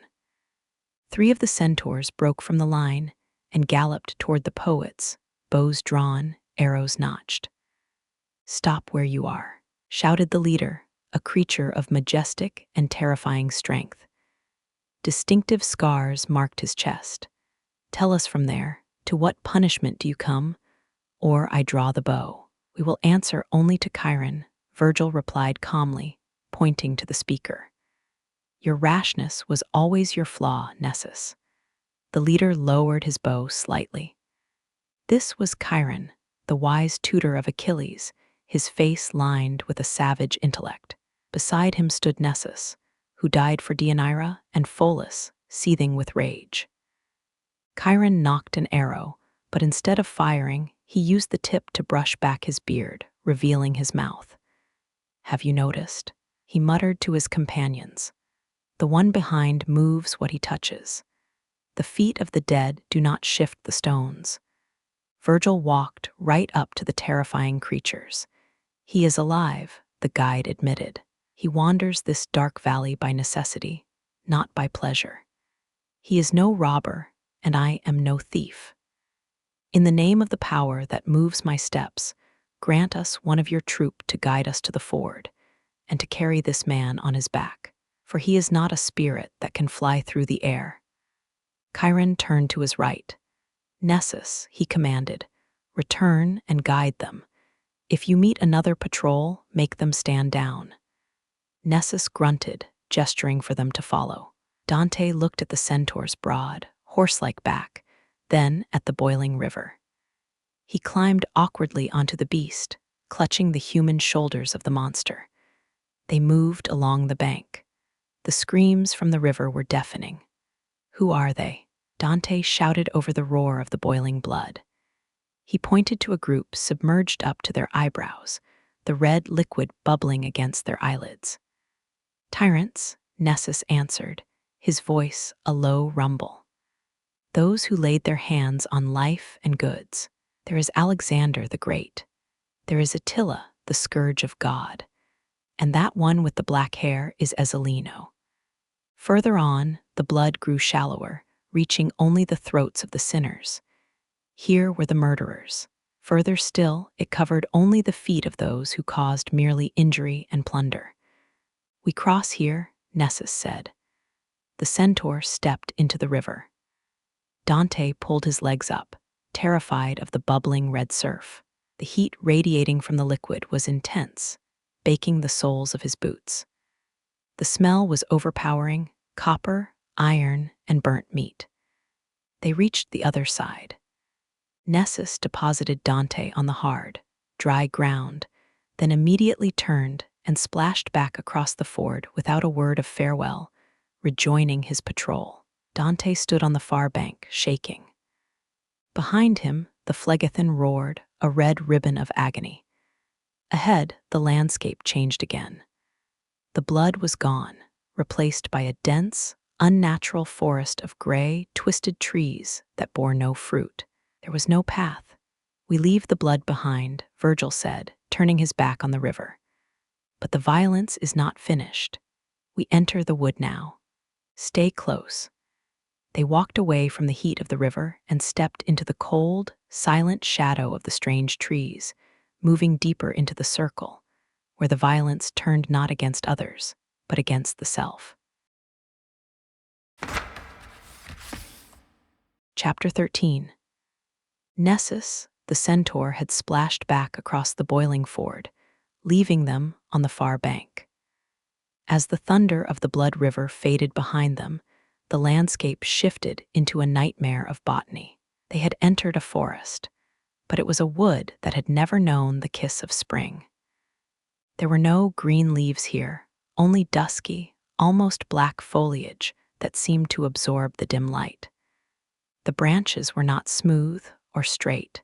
They were gnarled, knotted, and twisted into agonizing shapes, like arthritic fingers clawing at the stagnant air.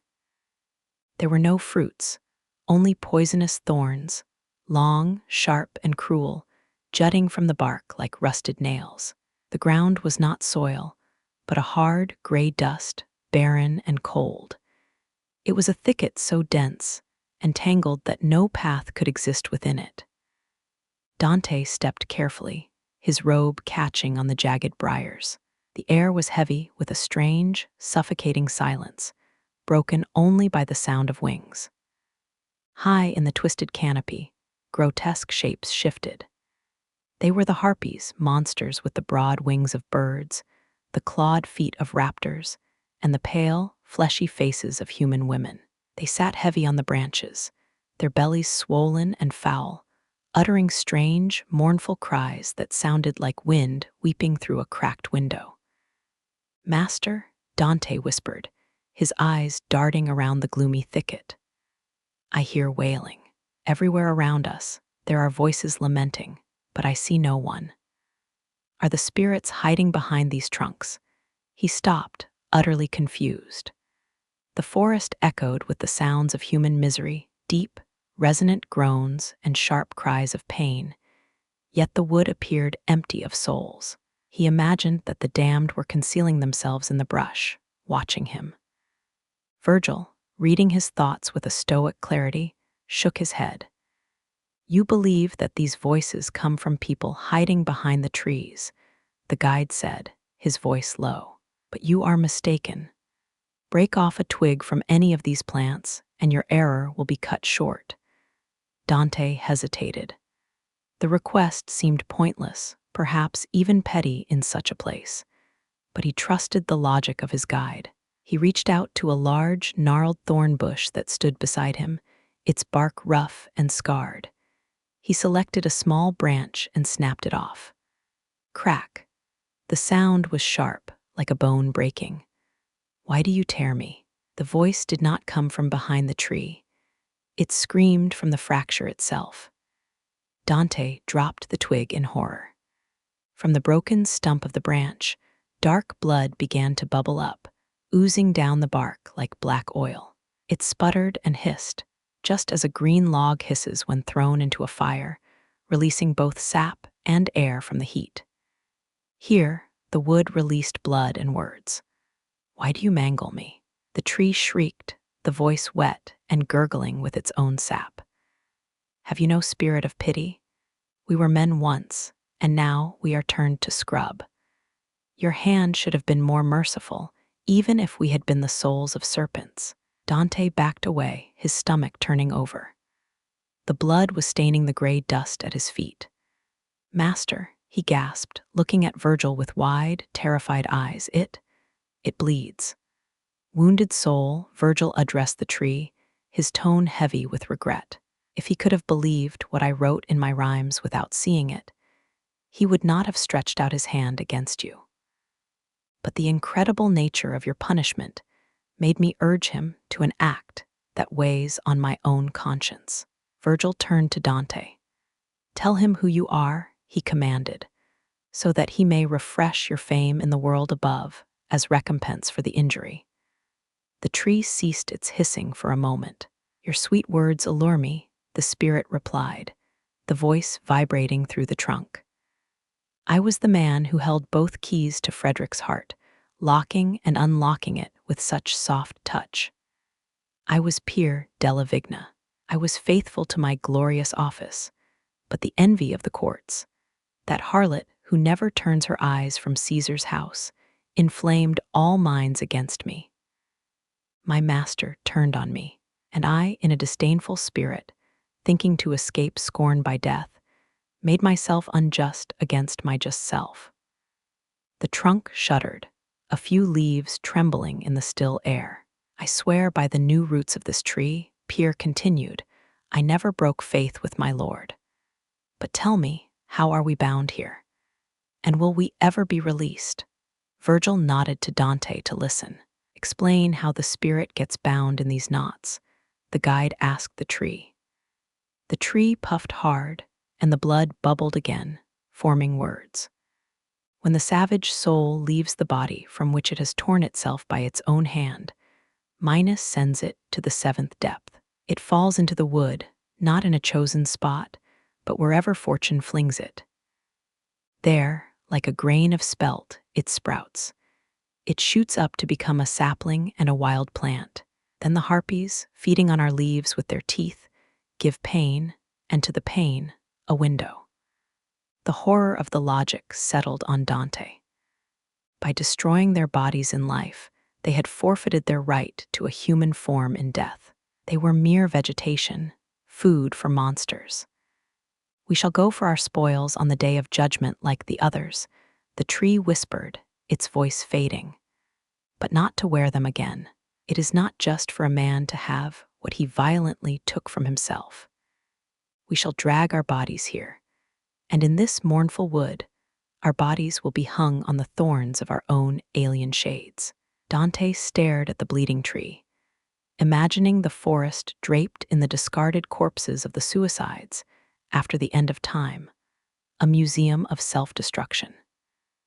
Suddenly, a crashing noise erupted from the depths of the wood. the sound of branches breaking and bodies colliding. Two naked figures, scratched and bleeding, burst through the brush, running with a desperate speed. Behind them, black hounds, swift and famished, tore through the undergrowth. "Death, come quickly," one of the runners screamed, but he was not fast enough. A hound clamped its jaws onto the sinner's leg, dragging him down. In moments, the pack was upon him, tearing him to pieces and carrying off the miserable limbs. "Come," Virgil said, grabbing Dante's arm and pulling him away from the carnage. "We must not linger. The violence here breeds only more violence." They navigated through the tangled roots, stepping over the black blood that now pooled in the dirt.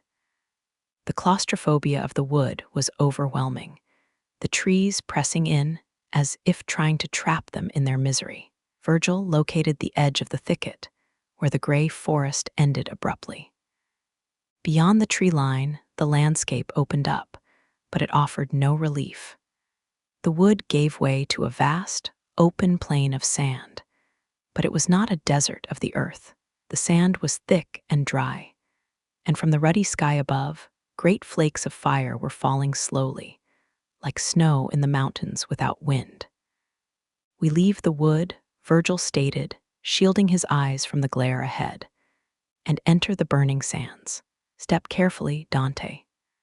The heat is rising." They stepped out of the shadow of the suicides and onto the perimeter of the scorching plain, moving deeper into the circle where the violence was directed against God himself. Chapter 14. They stepped from the claustrophobic nightmare of the suicide wood into a vast, terrifying openness. The transition was sharp, like walking from a cellar into a blast furnace. Before them stretched a desert, but no wind sculpted these dunes. The ground was a deep, hard bed of sand, scorched to a dull, ashen gray. But the horror was not beneath their feet. It was falling from above. The sky was a heavy, stagnant vault of reddish black, and from it fire fell. It did not rain down in frantic sparks or angry bolts. It drifted. Enormous flakes of flame, broad as snow in the mountains during a windless calm, floated gently, relentlessly down. When they touched the sand, they did not extinguish. They ignited the ground, so that the desert floor burned like tinder under a flint, doubling the torment. The heat was a physical weight, pressing against Dante's skin, searing the moisture from his eyes. The air shimmered with it, smelling of ozone and burnt flesh. "Keep to the edge," Virgil warned, pulling his hood low against the glare. "We must walk upon the margin where the wood meets the sand. The steam from the river dampens the air here, offering us a shield against the fire." From the safety of the perimeter, Dante looked out across the burning plain. It was a panorama of agony, divided by posture. Some souls lay flat on their backs, staring up at the fire that consumed them, screaming in defiance or pain. Others huddled in tight, miserable knots, their arms wrapped around their knees. A third group, the most numerous, ran ceaselessly, their feet kicking up clouds of burning dust as they tried to outrun the flames that fell everywhere at once. "Who are they?" Dante asked, watching the frantic dance of the damned. Their hands never stopped moving, brushing the fire from their bodies. "Those who lie supine are the blasphemers," Virgil explained, his voice cutting through the hiss of the flames. "They were violent against God in their hearts. Those who run are the sodomites, violent against nature. And those who crouch are the usurers, violent against art and industry." Dante's eyes were drawn to a massive figure lying apart from the rest. He was a giant of a man, stretched out on the burning sand like a fallen statue.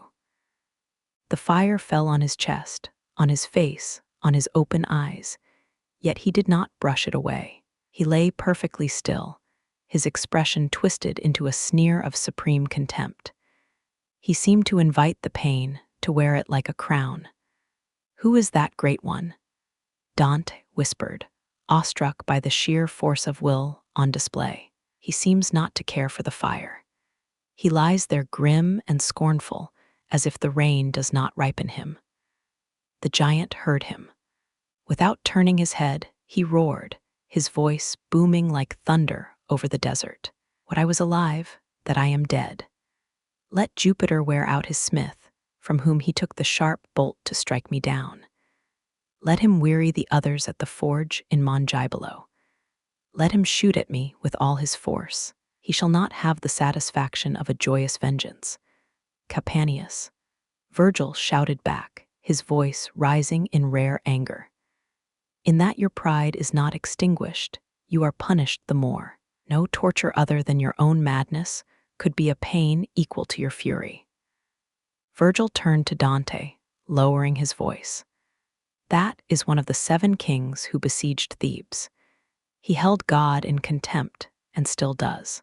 But come, we must not stand still. The heat grows." They moved along the narrow stone margin, a precarious path between the bleeding forest and the burning sand.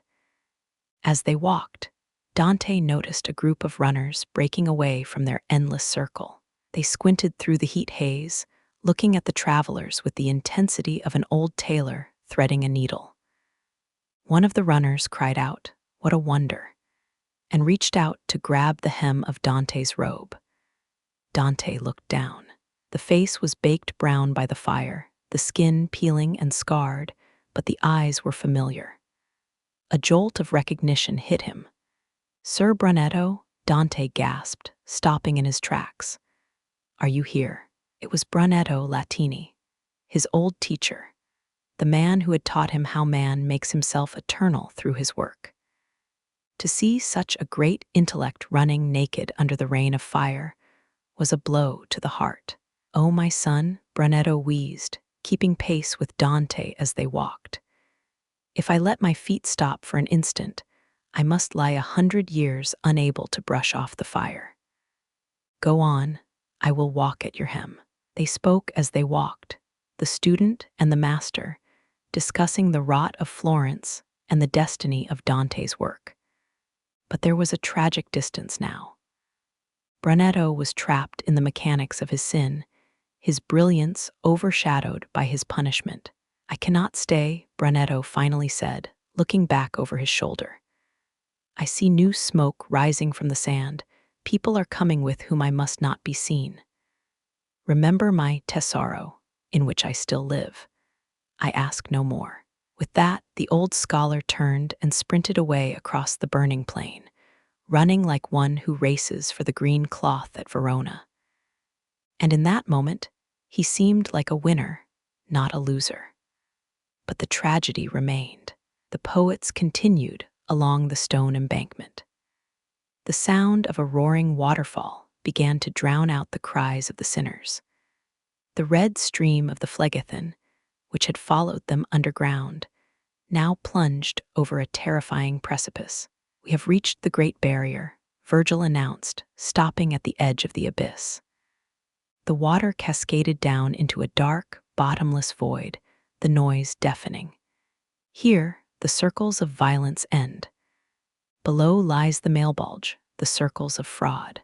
But the cliff is too steep for feet. Virgil turned to Dante, a strange look in his eye. "Give me the cord around your waist." Dante uncoiled the rope belt he wore and handed it to his guide. Virgil coiled it up and threw it far out into the dark abyss. For a moment, nothing happened. Then, from the thick, dark air below, something swam up. It moved through the void like a swimmer surfacing from the deep, a massive, grotesque shape rising with slow, deliberate strokes. "A beast comes," Virgil warned, stepping back from the edge. "A creature that infects the whole world. Behold the monster with the pointed tail that passes mountains and breaks walls and weapons." Geryon, the face of a just man on the body of a serpent, crested the cliff, hovering before them. The descent was no longer a walk. It was about to become a flight into the very bowels of deception. Chapter 15. The journey across the third ring of the seventh circle was a march through a blast furnace, made possible only by a slender thread of engineering. They walked along the stone margins of the Phlegethon, high, narrow embankments that contained the river of boiling blood as it cut across the desert. Here, the laws of physics offered a small mercy. The scalding steam rising from the Red River formed a dense, humid cloud above the dike, extinguishing the flakes of fire before they could touch the travelers. To their left was the boiling gore. To their right, the endless, sizzling expanse of the burning sands. The landscape was a study in oppression. The sky was a bruised purple, choked by smoke, raining down broad sheets of flame that landed with soft, terrifying hisses on the gray sand. The desert floor was alive with movement, not the chaotic writhing of the violent, but the ceaseless, desperate running of the damned. Dante kept his head down, clutching his robe tight, his eyes stinging from the acrid fumes of ozone and roasted flesh. The sound was a dull roar, a mix of the river's thunder and the slapping of thousands of naked feet on hard-packed ash. "Keep your feet on the stone," Virgil commanded, his voice barely audible over the din. To step off is to burn. As they moved deeper into the gloom, a troop of souls appeared, sprinting along the base of the embankment. They were naked, their bodies lean and corded with muscle, their skin baked to the color of old leather by the ceaseless rain of fire. When they saw the two figures walking above them on the safety of the wall, they slowed their pace, peering up through the red haze. They stared at Dante and Virgil with intense, straining eyes, like an old tailor squinting to thread a needle in the dusk. They were looking for recognition, for a connection to the world that had forgotten them. One of the runners, a figure whose face was a ruin of burns and blisters, let out a cry of disbelief. He reached up, his scorched hand grabbing the hem of Dante's robe. "What a wonder," the soul gasped. Dante stopped, looking down at the hand clutching his garment, then up into the face of the sinner. The skin was peeled and blackened, the features melted by centuries of heat, but the eyes were familiar.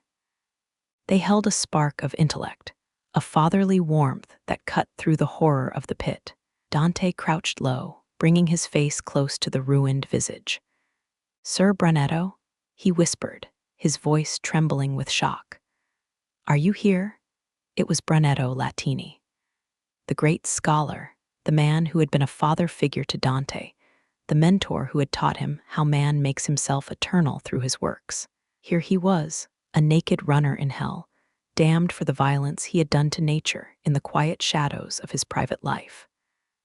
"Oh, my son," Brunetto wheezed, his breath smelling of ash. "Do not be displeased if Brunetto Latini turns back a little with you and lets the troop run on." "I beg you to do so," Dante replied, instinctively moving to sit down on the stone to be at eye level. "I will sit with you if my guide allows it."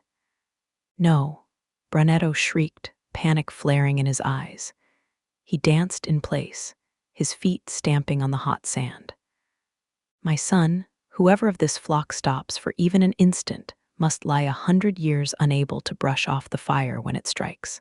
I cannot stop. I must move. Go on, walk high. I will walk at your hem."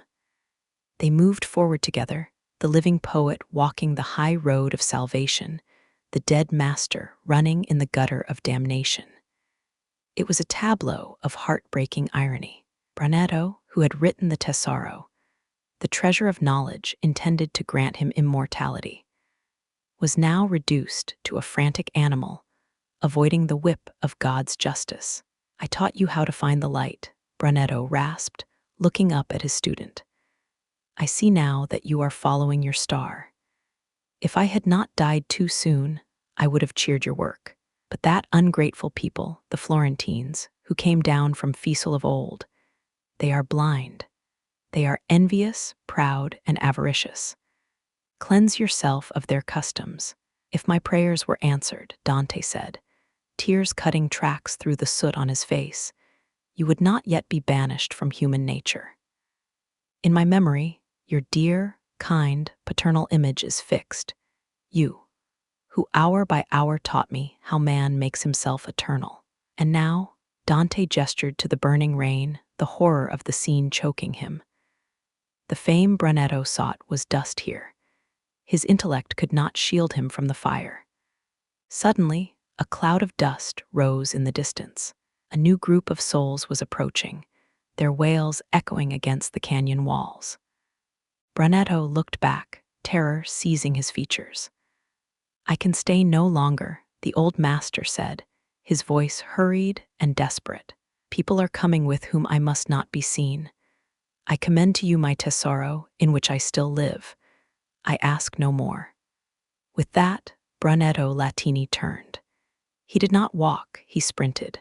He tore across the burning plain, legs pumping, arms flailing, running like one of those who race across the green fields of Verona for the prize cloth. And in that moment, to Dante's sorrowful eyes, he looked like a winner, escaping the shame of his peers, but running only deeper into his eternal sentence. Dante watched him vanish into the red smog, a knot of grief tight in his chest. We must go on, Virgil said gently, touching Dante's shoulder. The margin ends soon. They resumed their walk, the silence between them heavy. The sound of the river changed. The low rumble of the boiling blood grew into a deafening roar, a thunderous crash of liquid plunging into a void. They had reached the limit of the burning sands. The stone path ended at a sheer precipice. The red river hurled itself over the edge, falling into a darkness so deep that the eye could not find the bottom. The air vibrated with the impact. This was the Great Barrier, the drop into the eighth circle.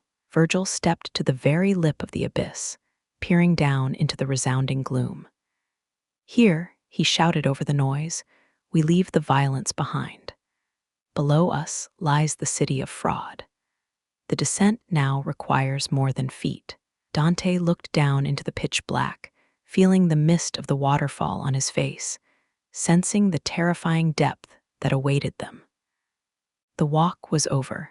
The plunge was about to begin. Chapter 16.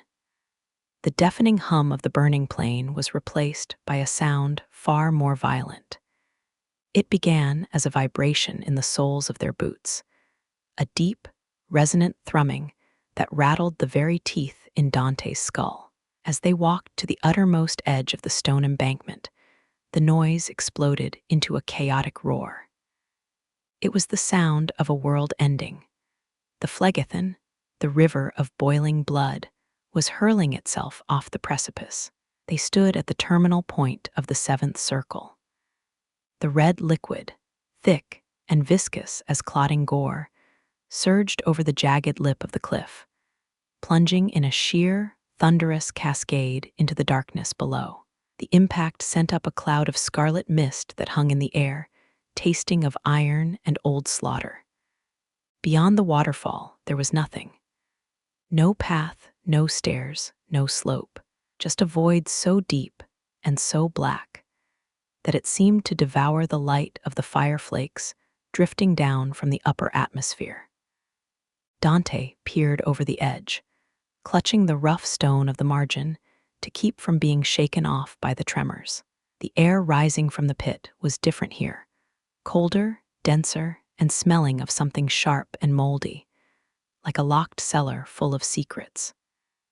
We have reached the Great Barrier, Virgil shouted, his voice barely cutting through the thunder of the bloodfall. The descent to the eighth circle cannot be made by foot. The cliff is sheer, and the drop is eternal. We need a vessel. Virgil turned to Dante, his eyes scanning the younger man's attire. The cord, Virgil commanded, pointing to the coiled rope Dante wore as a belt. Undo it. The one you hoped to use to catch the leopard with the gaudy skin. Give it to me. Dante hesitated for a fraction of a second. That cord had been his symbol of confidence, a tool he thought would help him tame the wild beasts of the dark wood. Now, in the face of this overwhelming abyss, it seemed like a pathetic thread. He unknotted the rope, his hands trembling, and handed the coil to his guide. Virgil took the cord. He did not look for a hook or a stone to weigh it down. With a precise, deliberate motion, he wound the rope into a tight ball. He stepped to the very brink of the precipice, his silhouette framed against the crimson mist, and hurled the coil out into the empty, dark air. It spiraled away, a small, pale line vanishing into the deep gloom of the pit. "What do you hope to catch, master?" Dante asked, his anxiety spiking. "That pit is bottomless. The rope will hit nothing." "Wait," Virgil replied, his gaze fixed intently on the darkness below. "A novelty must answer this novel signal. What I see in my mind will soon rise to your eyes. But be silent. Truth often has the face of a lie, and man should close his lips lest he be called a liar for speaking it." They waited. The blood river roared. The fire flakes hissed. The tension stretched tight as a bowstring. Then the darkness shifted. It was not a sound, but a displacement of air. Something massive was moving in the void, pushing the heavy, stagnant atmosphere aside. Dante squinted, leaning dangerously far over the edge. He saw it. A shape, monstrous and impossible, rising from the depths. It did not fly with the flapping of wings, it swam. It moved through the thick, gross air, with the slow, rhythmic grace of a diver, returning to the surface from the ocean floor. It breaststroked upward, its massive bulk navigating the dark with a terrifying, silent intelligence. "Behold," Virgil whispered, a grim note of triumph in his voice, "the beast that infects the whole world, the creature that breaks through walls and weapons. Behold the image of fraud." The entity breached the level of the cliff. It brought its massive head to rest on the stone margin, just inches from where they stood, while its colossal body trailed off into the void, hovering in the air. It was a nightmare of contradictions. The face was that of a just man, kind, benign, with skin as pale and smooth as a priest's. It inspired instant trust. But below the neck, the illusion shattered. The body was that of a serpent, thick and repulsive. Two hairy paws, clawed and muscular, grasped the edge of the cliff. Its back and chest were painted with knots and circlets, a tapestry of intricate, gaudy colors, brighter than any Turkish carpet or Arachne's web. It was beautiful and hideous, a lure and a trap combined. And the tail, Dante leaned back in horror. The tail was lost in the darkness, twitching with a venomous energy, armed with a bifurcated sting like a scorpion's, ready to strike from behind. "This is Jurian," Virgil said, stepping toward the monster as if it were a waiting carriage. "He is the ferryman of the lie, and he is our only way down." The beast blinked its human eyes, a look of faux innocence plastered on its face, while its reptile body throbbed with lethal power. Virgil turned to Dante, his expression leaving no room for argument. "Now," the guide said, "be strong and bold. The stairs are done. We descend by this savage majesty." Dante looked at the sheer drop, then at the smiling face of the monster, and finally at the scorpion tail twitching in the void. The trap was set, and they had to walk willingly into it. Chapter 17. The beast hovered at the precipice, a grotesque monument to deceit. Jurian was a creature of impossible anatomy, a living lie stitched together from the spare parts of nightmares. His face was the picture of benevolence, the visage of a kindly, honest old man, smooth-skinned and mild. But his body was a serpent's coil, thick and scaled, painted in gaudy knots of color like a Turkish tapestry. His massive, hairy forelegs, taloned like a lion's, gripped the stone rim of the abyss, while his tail, the sting of a scorpion, twitching with venomous anticipation, hung unseen in the void. Virgil approached the monster with a caution born of absolute necessity. "Stay here," he whispered to Dante, his eyes never leaving the beast's benign, smiling face. "I must negotiate with this savage shape, while I secure our passage, go to the very edge of the sands. Look upon the last of the violent souls, so you carry the full weight of this circle with you." Dante nodded, his legs heavy with dread, and moved alone along the extreme margin of the cliff. The heat from the burning sand was oppressive, radiating in shimmering waves. Crouched near the drop-off, huddled in tight, miserable knots, were the usurers. They did not run like the sodomites, nor lie flat like the blasphemers. They sat, frantically brushing the falling fire from their bodies with hands that had once counted coins. Dante stepped closer, squinting through the red haze.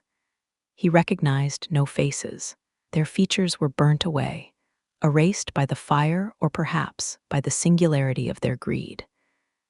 But hanging from the neck of each sinner was a heavy pouch, bright with color and stamped with a coat of arms. Their eyes were fixed on these bags, feasting on the symbols of their lost wealth even as their flesh cooked. He saw a blue lion on a yellow field, a white goose on a blood-red pouch, a blue sow on a white sack. They were the emblems of the great banking families of Florence and Padua. "What are you doing in this pit?" One of the shades snarled, twisting his face away from his money-bag for a fleeting second. "Go away, and since you are still alive, know that my neighbor Vitaliano shall sit here at my left side. I am a Paduan among these Florentines. They shout in my ears all day, 'Let the sovereign knight come who will bring the pouch with the 3 goats.'" The sinner stuck out his tongue like an ox licking its nose, mocking Dante, then returned his gaze to his gold. Dante turned away, sickened. Their identity was gone, replaced entirely by their bank accounts. They were no longer men, they were logos. He returned to the cliff's edge. Virgil had finished his negotiation. He was already seated on the monster's back, perched precariously on the scaled shoulders. "Be strong now, and bold," Virgil called out, his voice fighting the roar of the waterfall. "The descent is by stairs of this kind. Mount in front. I will sit between you and the tail, so that the sting cannot harm you." Dante looked at the beast. The fear that gripped him was not the shaking of a leaf, but the deep, resonant terror of a man about to die. He felt the blood drain from his face, leaving him cold despite the infernal heat. He tried to speak, to say, "Hold me," but his voice died in his throat. With the awkwardness of a condemned man climbing the scaffold, Dante scrambled onto Gerion's broad, reptilian back. The scales were hard and cold. He felt Virgil's arms wrap around him, pulling him close, shielding his back from the scorpion sting that quivered behind them. "Gerion, move now," Virgil commanded. "Let your circles be wide and your descent slow. Remember the new burden you carry." The monster pushed off. The sensation was sickening. They backed out into the nothingness, like a ship leaving the harbor stern first. Then Gerion turned, and the floor of the world dropped away. Dante shut his eyes, but the sensory assault was inescapable. The wind roared in his ears, rushing up from the depths. He felt the air pressing against him from below, a terrifying buoyancy that told him they were falling, but slowly. He dared to open his eyes for a second. It was a mistake. Below him, the abyss was a cauldron of fire and noise. He saw fires burning on the distant floor of the pit, heard the wailing of thousands rising like smoke. The terror was absolute. He clutched Virgil's robe until his knuckles turned white, burying his face in the poet's shoulder. They spiraled down, circle after wide circle, the air growing colder, thicker, and smelling of ancient fraud.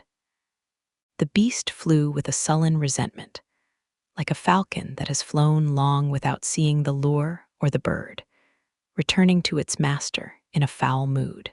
Finally, with a heavy thud, Jurion landed. He deposited them roughly at the foot of a jagged cliff, a wall of sheer rock that enclosed the next circle. The monster did not linger. The moment his burden was removed, he shot away like an arrow from a bowstring, vanishing back into the dark air. Dante stood on shaky legs, looking around. The burning sands were gone. The red river was gone. They were in a new landscape of stone and shadow. The ground was gray, hard rock, sloping downward toward a terrifyingly vast amphitheater. "We are in the Malebolge," Virgil announced, his voice echoing in the gloom. "The evil ditches. Here, the fraudulent are punished in 10 stone trenches. We must cross them all to reach the bottom." Dante looked ahead. The ditches lay before them like the concentric moats of a ruined castle, spanned by narrow, treacherous bridges of rock. From the first ditch, the sound of whips cracking and naked bodies running filled the air.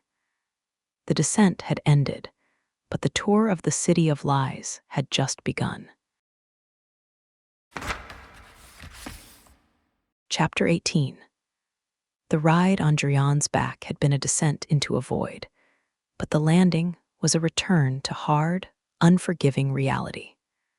The monster deposited them on a jagged shelf of rock and vanished into the gloom like a bad dream. Dante stood on shaking legs, looking out at the new geography of hell.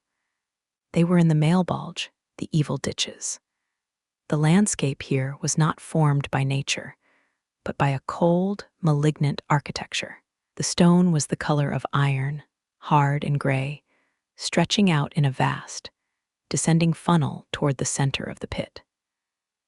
The circle was cut into 10 concentric trenches, deep gouges in the rock that resembled the moats of a colossal, ruined fortress. There was no vegetation, no water, no fire, only the cold stone and the echo of misery.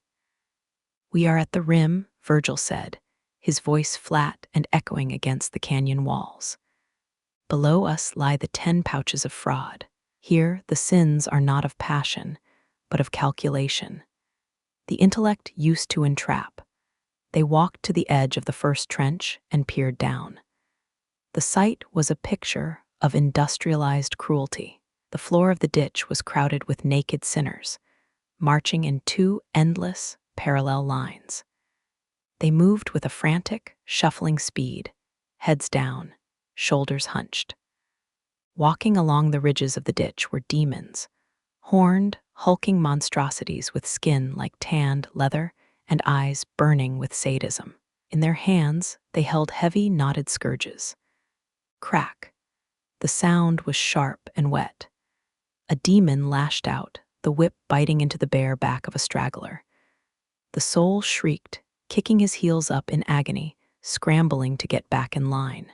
"Move, you pimps," the demon roared, raising the whip again. "There are no women here to sell for coin." Dante watched in horror. "Master," he whispered, "they are driven like cattle." "These are the panderers and the seducers," Virgil explained, his face stony. "In life, they goaded others to do their bidding, selling flesh and affection for profit or power. Now, they are the ones goaded. They drove others. Now the demons drive them." Dante's eyes caught a figure in the crowd, a man trying to hide his face in his chest, desperate to remain anonymous in his shame. Dante leaned over the bridge. "You there, casting your eyes at the ground. Your features are not unknown to me. You are Venetico Caxionemico." The soul flinched, exposed. "I am," he wept, not stopping his march. "I was the one who sold my own sister, Gisela, to the lust of the Marquis. I trafficked her for gain. Now I pay the price in this trench." Before he could say more, a demon's scourge cracked across his spine. "Away, pimp," the beast snarled. The sinner stumbled forward, lost in the throng of weeping men. Virgil pulled Dante along the rocky bridge that spanned the ditch. "Look to the other lane," the guide pointed. "See that tall shade approaching? He does not weep. He walks with a king's stride, even in this hell." Dante looked. It was a man of powerful build, his face set in a mask of regal stoicism. "That is Jason," Virgil said, "the leader of the Argonauts, he who stole the golden fleece. But here he is punished because he seduced Hypsipyle, leaving her pregnant and alone, and then abandoned Medea. He used love as a tool, a weapon of conquest. For such deceit, he endures the whip without a tear." They crossed the bridge, leaving the sound of the lashes behind. But as they approached the second trench, a new assault began. It was not a sound, but a smell. It hit Dante like a physical blow, a stench so thick, so foul, that it seemed to coat his tongue and lungs. It was the smell of a sewer that had been sealed for 1,000 years, the essence of rot and human waste. Dante gagged, covering his nose and mouth with his sleeve. "Breathe shallow," Virgil warned, his own face grimacing. "We are above the flatterers." They looked down into the second ditch. It was deep and dark, but the bottom was not rock. It was a river of excrement, thick, brown, and cloying. The souls here were not marching, they were swimming in filth. They waded through the muck, coughing and sputtering, trying to wipe the slime from their eyes with hands that were caked in the same foul matter. "This is the end of false praise," Virgil said, staring down with undisguised revulsion. "These are the ones who used their tongues to lick the boots of the powerful, who filled the world with empty words and sycophantic lies. They sold bullshit in life, and now, by a twisted justice, they are drowning in it." Dante squinted through the gloom. The walls of the ditch were slick with mold, the humidity overwhelming. Below, a man was beating his own head with his fists, his hair matted with dung. "Why do you stare at me more than the other brutish beasts?" The sinner gargled, spitting filth from his lips.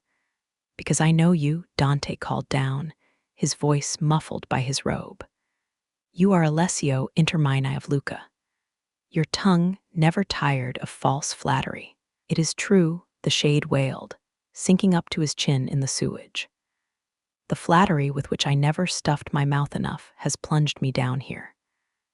Beside him, a woman with disheveled hair and scratched skin squatted in the muck, trying to stand, but slipping back into the slime. And there, Virgil pointed, is Thais, the harlot. When her lover asked, "Did I please you greatly?" she answered, "Incredibly." Now she scratches herself with shit-stained fingernails. The sight was nauseating, a visceral rendering of moral decay. The smooth talkers of the world were revealed as nothing more than peddlers of filth. "Let our eyes be satisfied with this," Virgil said abruptly, turning away from the reeking trench. "The smell is too much to bear, and we have seen enough of this degradation." They moved on, crossing the stone archway that spanned the river of waste. The rock beneath their feet was slippery with the condensation of the foul vapors. Dante hurried to keep up, eager to put distance between himself and the suffocating stench.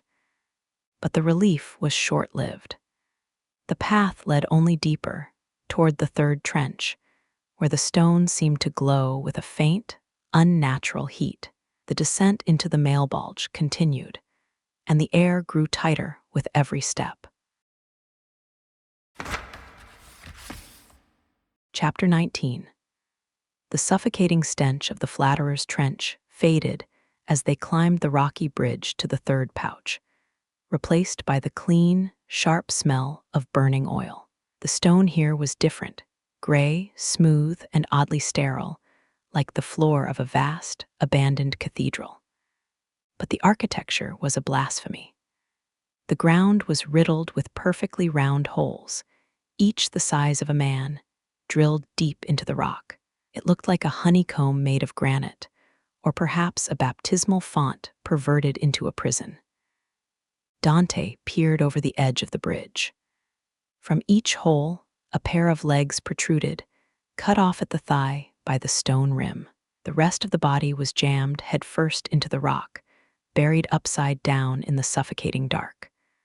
But the horror was in the details. The soles of the feet were on fire. Flames licked at the skin, dancing from heel to toe with a relentless, oily intensity. The fire did not roar, it hissed, feeding on the invisible grease of sin. The legs kicked and twitched in agony, the joints convulsing as the nerves screamed. It was a forest of thrashing limbs, a grotesque parody of life. "Who suffers here?" Dante asked, watching a pair of legs that kicked more violently than the rest, the fire upon them glowing with a reddish hue. "These are the simoniacs," Virgil answered, his voice hard as flint. "Followers of Simon Magus. They are the corrupt priests and popes who took the things of God, which should be wedded to goodness, and prostituted them for gold and silver. They sold the holy offices to the highest bidder. In life, they pocketed wealth. Now they are pocketed in the earth." The irony was perfect and cruel. Just as they had inverted the church, placing gold above God, so too were they inverted in death. Just as they had baptized men for profit, now they were baptized in fire, oil instead of holy water anointing their feet. "Master," Dante said, pointing to the wildly thrashing legs, "that one there, he suffers more than his fellows. The flame sucks at him like a hungry beast. Who is he?" "If you wish to know," Virgil said, "I will carry you down to the bank. The slope is less steep there. You can ask him yourself." They descended the rocky incline. Virgil held Dante steady as they reached the floor of the trench. Dante approached the hole where the furious legs kicked at the empty air. "O miserable soul," Dante called out, standing over the inverted sinner. "Whoever you are, stuck upside down like a stake in the ground, speak, if you can." The legs froze for a second. A voice, muffled and echoing from deep within the rock, cried out, "Is that you? Are you already standing there, Boniface? The book of fate has lied to me by several years." Dante stepped back, confused. "I am not who you think I am." "Then who are you?" The voice snarled, disappointment mixing with pain. "I thought you were the one who would push me deeper. Know that I was the wearer of the great mantle. I was a son of the she-bear, so eager to advance my cubs that I pursed wealth above, and here I purse myself." It was Pope Nicholas III. He mistook Dante for his successor, Boniface VIII, whom he expected to arrive and take his place, pushing him further down into the fissure where the other corrupt popes were stacked like firewood. "Beneath my head represent the others who dragged simony before me," Nicholas groaned, his feet twitching as the fire flared. "They are flattened through the fissures of the rock. I shall fall down there too when he comes, the one I mistook you for." Dante felt a surge of righteous anger. The reverence he usually held for the papal office evaporated in the heat of this justice. "Tell me," Dante shouted down the hole, his voice ringing with accusation, "how much treasure did our Lord demand of St. Peter before he gave him the keys to the kingdom?" "Nothing. He asked only, 'Follow me.' And Peter and the others took no gold from Matthias when he was chosen. So stay there. You are rightly punished." Nicholas's legs kicked wildly, stung by the truth as much as the fire. "You took the noble things of God and made them a bazaar." Dante continued, his fear replaced by a burning conviction. "You have made a god of gold and silver. How do you differ from the idolaters, except that they worship one and you worship 100? Virgil listened, his face beaming with approval. He opened his arms, and with a strength that belied his spectral form, lifted Dante up against his chest. "Well said," the guide whispered. "The truth must be spoken, even to the highest power." Virgil carried Dante back up the steep bank, climbing the rugged arch of the bridge as easily as if he carried a feather. He did not set him down until they had crossed the span and stood on the ridge of the fourth pouch. Behind them, the forest of burning legs continued its silent, frantic dance. The smell of burnt meat and oil lingered in the air, a reminder of the price of selling the sacred. But ahead, a new horror awaited.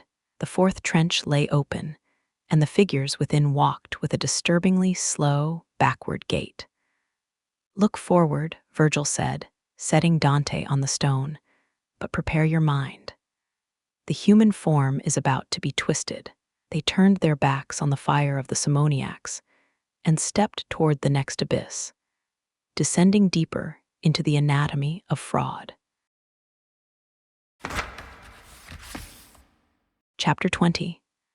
The bridge spanning the fourth pouch was a ribbon of gray rock arching over a valley of silence. Unlike the previous trenches, which had boiled with the noise of cracking whips and hissing fire, this abyss was eerily quiet. There were no screams, no roars of demons, only a low, wet sound, the sound of stifled weeping on a massive scale. The stone of the ditch was slate gray and cold, worn smooth by the passage of countless feet. The air was heavy and still, pressing down with a humid weight that dampened sound and spirit alike. Dante peered over the rough parapet, expecting another scene of chaotic violence. Instead, he saw a procession. It moved with the slow, mournful cadence of a litany, a long line of silent figures shuffling along the bottom of the valley. They were not running, they were trudging, their steps heavy and deliberate. At first glance, it looked like a solemn church march, but as Dante's eyes adjusted to the gloom, a wave of nausea rolled through his gut. The anatomy of the sinners was fundamentally wrong. "Master," Dante whispered, gripping the stone rail until his knuckles turned white. "Their bodies? Look at their bodies." It was a distortion so grotesque that the mind rejected it. The heads of these sinners were twisted completely around on their necks. Their faces, etched with eternal sorrow, looked directly backward over their shoulder blades. Their chins rested on their spines. Because their vision was reversed, they were forced to walk backward, stumbling blindly along the path, forever denied the ability to see where they were going. But the horror did not stop at the bone. As they wept, their tears did not fall to the ground. They streamed down their inverted faces, tracking along the spine and flowing down into the cleft of their buttocks. The image of the human form, the vessel of God's image, so violently wrenched out of alignment, broke something inside Dante. He saw the tragedy of it, the sheer physical violation, and he could not hold back. He leaned against a jagged spur of rock on the bridge and let his own tears fall. He wept for the ruined shape of humanity, for the suffering that turned men into monsters of anatomy. "Art thou still like the other fools?" The voice was sharp, cutting through Dante's grief like a lash. He looked up to see Virgil standing over him, not with comfort, but with a towering, stony anger. The guide's eyes were hard, his expression severe. "Here pity lives only when it is dead," Virgil declared, his voice echoing off the canyon walls. "Who is more wicked than the one who feels sorrow at God's judgment? You weep for them. These are the sorcerers, the diviners, the fortune tellers. In life, they tried to tear open the veil of the future, a privilege that belongs only to the divine. They sought to see too far ahead, bypassing the laws of time and nature. Now look at them. Because they wish to see too far forward, they are condemned to look forever backward." Virgil grabbed Dante's arm, forcing him to stand and look at the wretched parade. "Lift your head," Virgil commanded. "Look at them and learn. See that one with the flowing white beard sweeping his shoulders? That is Tiresias. He who struck the two serpents and changed his sex, becoming a woman for 7 years before regaining his manhood. He could foresee the fates of kings, yet now he cannot see his own feet. Dante wiped his eyes, shamed by the rebuke, and forced himself to study the damned. He saw Arons, who lived in the white marble caves of Carrara and watched the stars. He saw Manto, the daughter of Tiresias, her hair loose and wild, covering her breasts, which were now on the wrong side of her body. They shuffled on, a silent river of contorted flesh, trapped in a retrospective nightmare. They claimed to know the mind of God. Virgil continued, his tone softening slightly, but losing none of its edge. They sold lies to the desperate, promising to control tomorrow. But tomorrow is not for man to know. This is the logic of hell, Dante. The punishment fits the crime with a terrifying precision. Do not waste your tears on those who chose blindness. The procession moved on, disappearing into the curve of the ditch. The sight of their backs, wet with the tears of their reversed faces, burned itself into Dante's memory. He realized now that the journey was not just about witnessing pain. It was about aligning his will with the cold, hard justice of the universe. Pity, in the face of divine law, was a weakness he had to shed. The moon is setting, Virgil noted, looking up at the dark, starless vault above them. Cain and the thorns already touch the borderline of the two hemispheres and sink below Seville. The night is moving, and we cannot linger with these backwards walkers. Virgil turned his back on the fourth pouch and began to climb the rocky ascent that led to the next bridge. Dante took a deep breath, steeling himself against the lingering image of the twisted necks, and followed. They climbed away from the silent weeping, moving physically deeper into the pit, toward the darker, louder horrors that awaited in the fifth pouch. The descent continued, and the shadows grew longer. Chapter 21. They left the silent, weeping sorcerers behind and climbed the ridge to the fifth pouch. As they crested the stony arch, the oppressive silence was shattered by a new and terrifying sound, the bubbling hiss of a cauldron vast enough to boil a leviathan.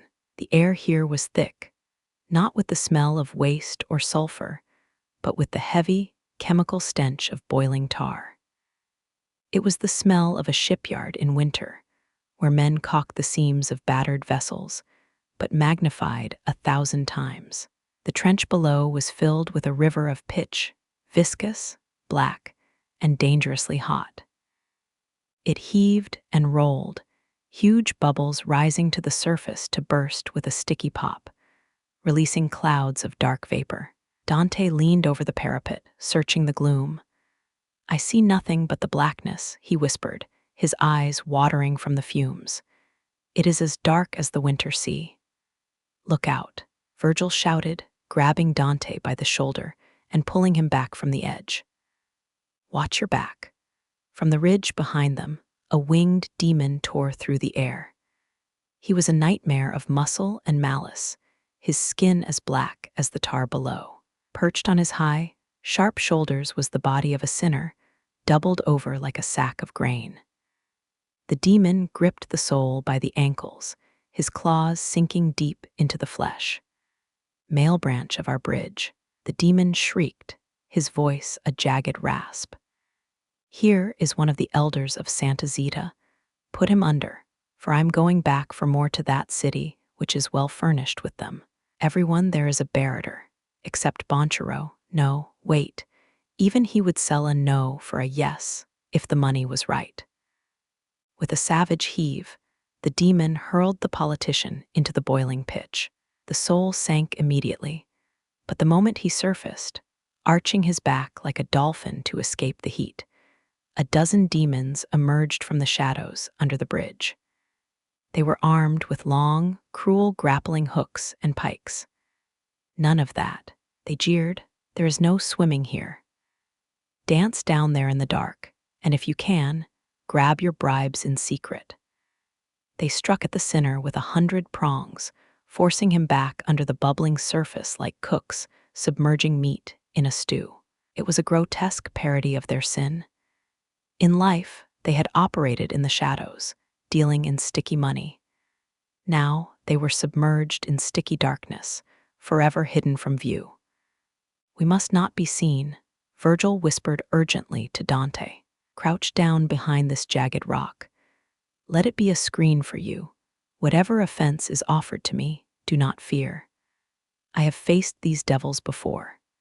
Dante huddled behind a spur of rock, his heart hammering against his ribs. He watched as Virgil walked calmly onto the bridge, standing tall and exposed. The demons saw him instantly. With a furious howl, they rushed at him, hooks raised, like dogs attacking a beggar. "Be quiet," Virgil commanded, raising a hand. "Before your hooks touch me, let one of you come forward and hear me. Then decide if you want to grapple me." The demons halted, confused by this ghost who did not tremble. "Go, Malacoda," they shouted. One of the devils stepped forward, Malacoda, the leader of the pack. He was a towering figure of grotesque authority, his face twisted into a permanent sneer. "What good will this do him?" he muttered, lowering his pike. "Do you think, Malacoda," Virgil said, his voice echoing with the icy calm of reason, "that I have come here, secure against all your defenses, without divine will and propitious fate? Let us pass. It is willed in heaven that I show another this savage road." Malacoda's arrogance crumbled. He dropped his hook to the ground. "Strike him not," he growled to his troops. Virgil turned back to the rock where Dante was hiding. "O you who sit seemingly so still among the bridge's splinters, come to me now. It is safe." Dante scrambled out and ran to his guide's side, pressing close as the demons encircled them. They were terrifying creatures, Libicacco, Dragignazzo, Siriato with the tusks like a boar. They looked at Dante with hungry eyes, twitching their hooks. "Shall I nick him on the rump?" one whispered eagerly. "Yes, give him a nick," another answered. "Quiet, Scarmiglione," Malacoda barked, silencing the pack.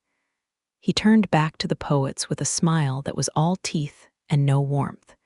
"You cannot go further on this ridge. The sixth arch is shattered. It fell to ruin yesterday, exactly 1,266 years after the crucifixion shook the world. But if you wish to go on, there is another bridge further along." Malacoda gestured to his squad. "I am sending 10 of my men to check if any sinners are airing themselves. Go with them. They will not harm you." He called out names that sounded like curses: Alicino, Calcabrina, Cagnazzo. "And Barbarixia, you lead the squad. Take Graffiacine and Rubicante, and Farfarello the Mad." Dante pulled at Virgil's sleeve, panic rising in his chest. "Master, what is this? I see them grinding their teeth. Their brows threaten us with woe. Let us go alone. I do not want their company." "Do not be afraid," Virgil reassured him, though his eyes remained watchful. "Let them grind their teeth all they want. They do it for the boiling wretches, not for us." The squad formed up. As a sign of departure, each demon stuck out his tongue at their leader, and Barbarixia made a trumpet of his ass, letting out a resounding fart that signaled the march. With this crude fanfare, the strange company set off along the edge of the pitch. Dante walked between the demons and the boiling tar, terrified of the hooks on one side and the sticky heat on the other. They moved deeper into the Malebolge, the darkness growing tighter, the sense of danger palpable. The comedy of the demons was merely a mask for a lethal trap, and every step felt like walking on a knife's edge. Chapter 22. The walk along the rim of the boiling pitch was a surreal nightmare. To Dante's right lay the bubbling black tar, rolling and popping with the heat of 1,000 ovens. To his left marched the male branch, the demon squad, their leathery wings twitching and their iron hooks swinging with every step. The air was thick with malice and the crude jokes of the fiends, who prodded the air as if practicing for the kill. They moved like a hunting party gone wrong, chaotic, noisy, and dangerous. Dante kept his eyes on the pitch, watching the dolphins of the damned arch their backs above the surface to cool their pain, only to dive deep the moment they saw Barbarixia's squad approaching. Suddenly, near the bank, a sinner lingered too long. It was a Navarrese man, his skin coated in the sticky tar. Graffiaking, the demon with the hook like a meat cleaver, saw him. "Got you." The demon shrieked, snagging the sinner by his pitch-matted hair. He hauled the wretch up onto the bank like an angler landing an otter. The other demons swarmed. Rubicante, they screamed, "Get your claws in his back. Flay him open." Dante watched in horror, but Virgil stepped forward. "Wait," the guide commanded. "Before you tear him apart, let me question him." The demons hesitated, grumbling like hungry dogs denied a bone. The sinner, trembling and dripping with hot tar, looked at Virgil with desperate eyes. He began to speak, spinning a tale of other Italians hiding beneath the scum. He promised to call them up, 7 of them, if the demons would only stand back for a moment. "I will whistle," the sinner lied, his voice shaking. "It is our signal when the coast is clear." Cagnazzo, the cynical demon with the snout of a dog, sneered. Listen to the trickery he invents to jump back down. But Alicino, eager for more sport, took the bait. "If you jump," the demon taunted, spreading his wings, "I won't gallop after you, I'll fly. We'll leave the ridge and hide behind the bank. Let's see if one of you is faster than 10 of us." The squad turned their eyes away for a split second. That was all the sinner needed. He planted his feet and leaped. Splash. He hit the pitch and vanished instantly beneath the black surface. "Traitor," Alicino roared, launching himself into the air in pursuit. But wings cannot catch fear. The sinner was gone. Calcabrina, furious at being duped and eager for a fight, turned his rage on Alicino. "You let him go," he screamed and grappled his fellow demon in midair. The 2 monsters locked claws, tumbling through the sky in a frenzy of biting and scratching.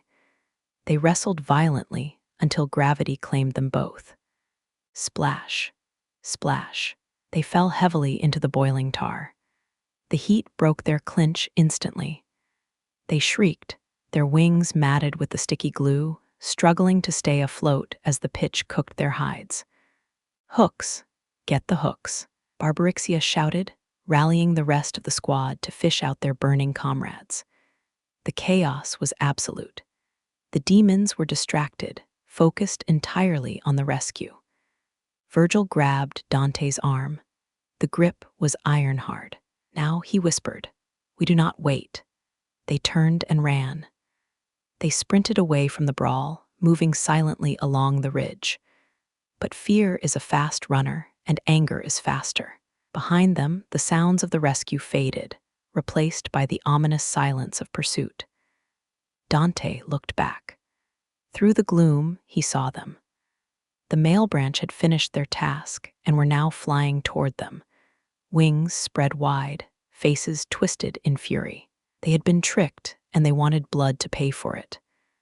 "Master," Dante cried, "they are coming. I can feel their breath on my neck." Virgil did not hesitate. He did not look for a path. He acted with the instinct of a mother protecting her child from a fire.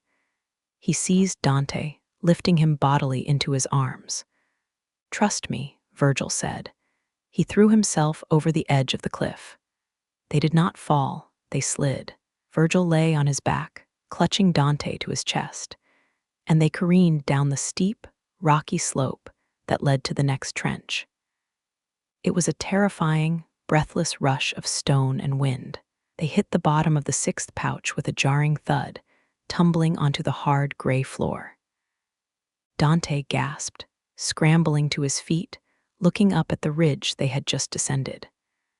High above, lining the edge of the cliff, were the demons. They shrieked and clawed at the air, impotent rage etched on their monstrous faces. But they could not cross the boundary. The providence that gave them the fifth pouch as their domain forbade them from leaving it. "We are safe," Virgil breathed, dusting off his robe, his chest heaving. But that was close. The anger of a devil is a heavy thing to outrun. Dante looked around.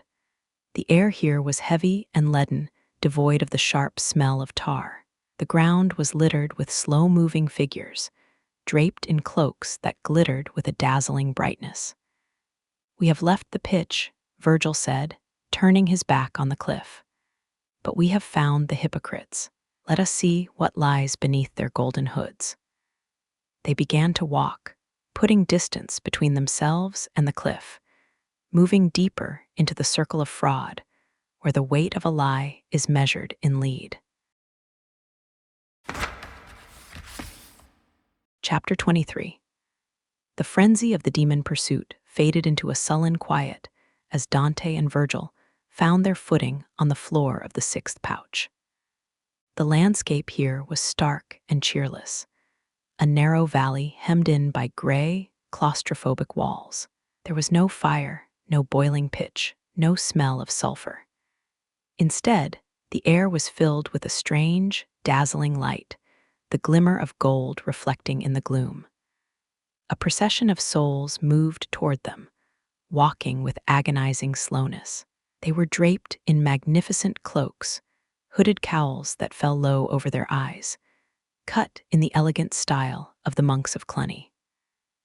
The fabric shone with a brilliance that hurt the eyes, a pure, blinding yellow gold that promised wealth and sanctity. But as the figures drew closer, the horror of their movement became clear.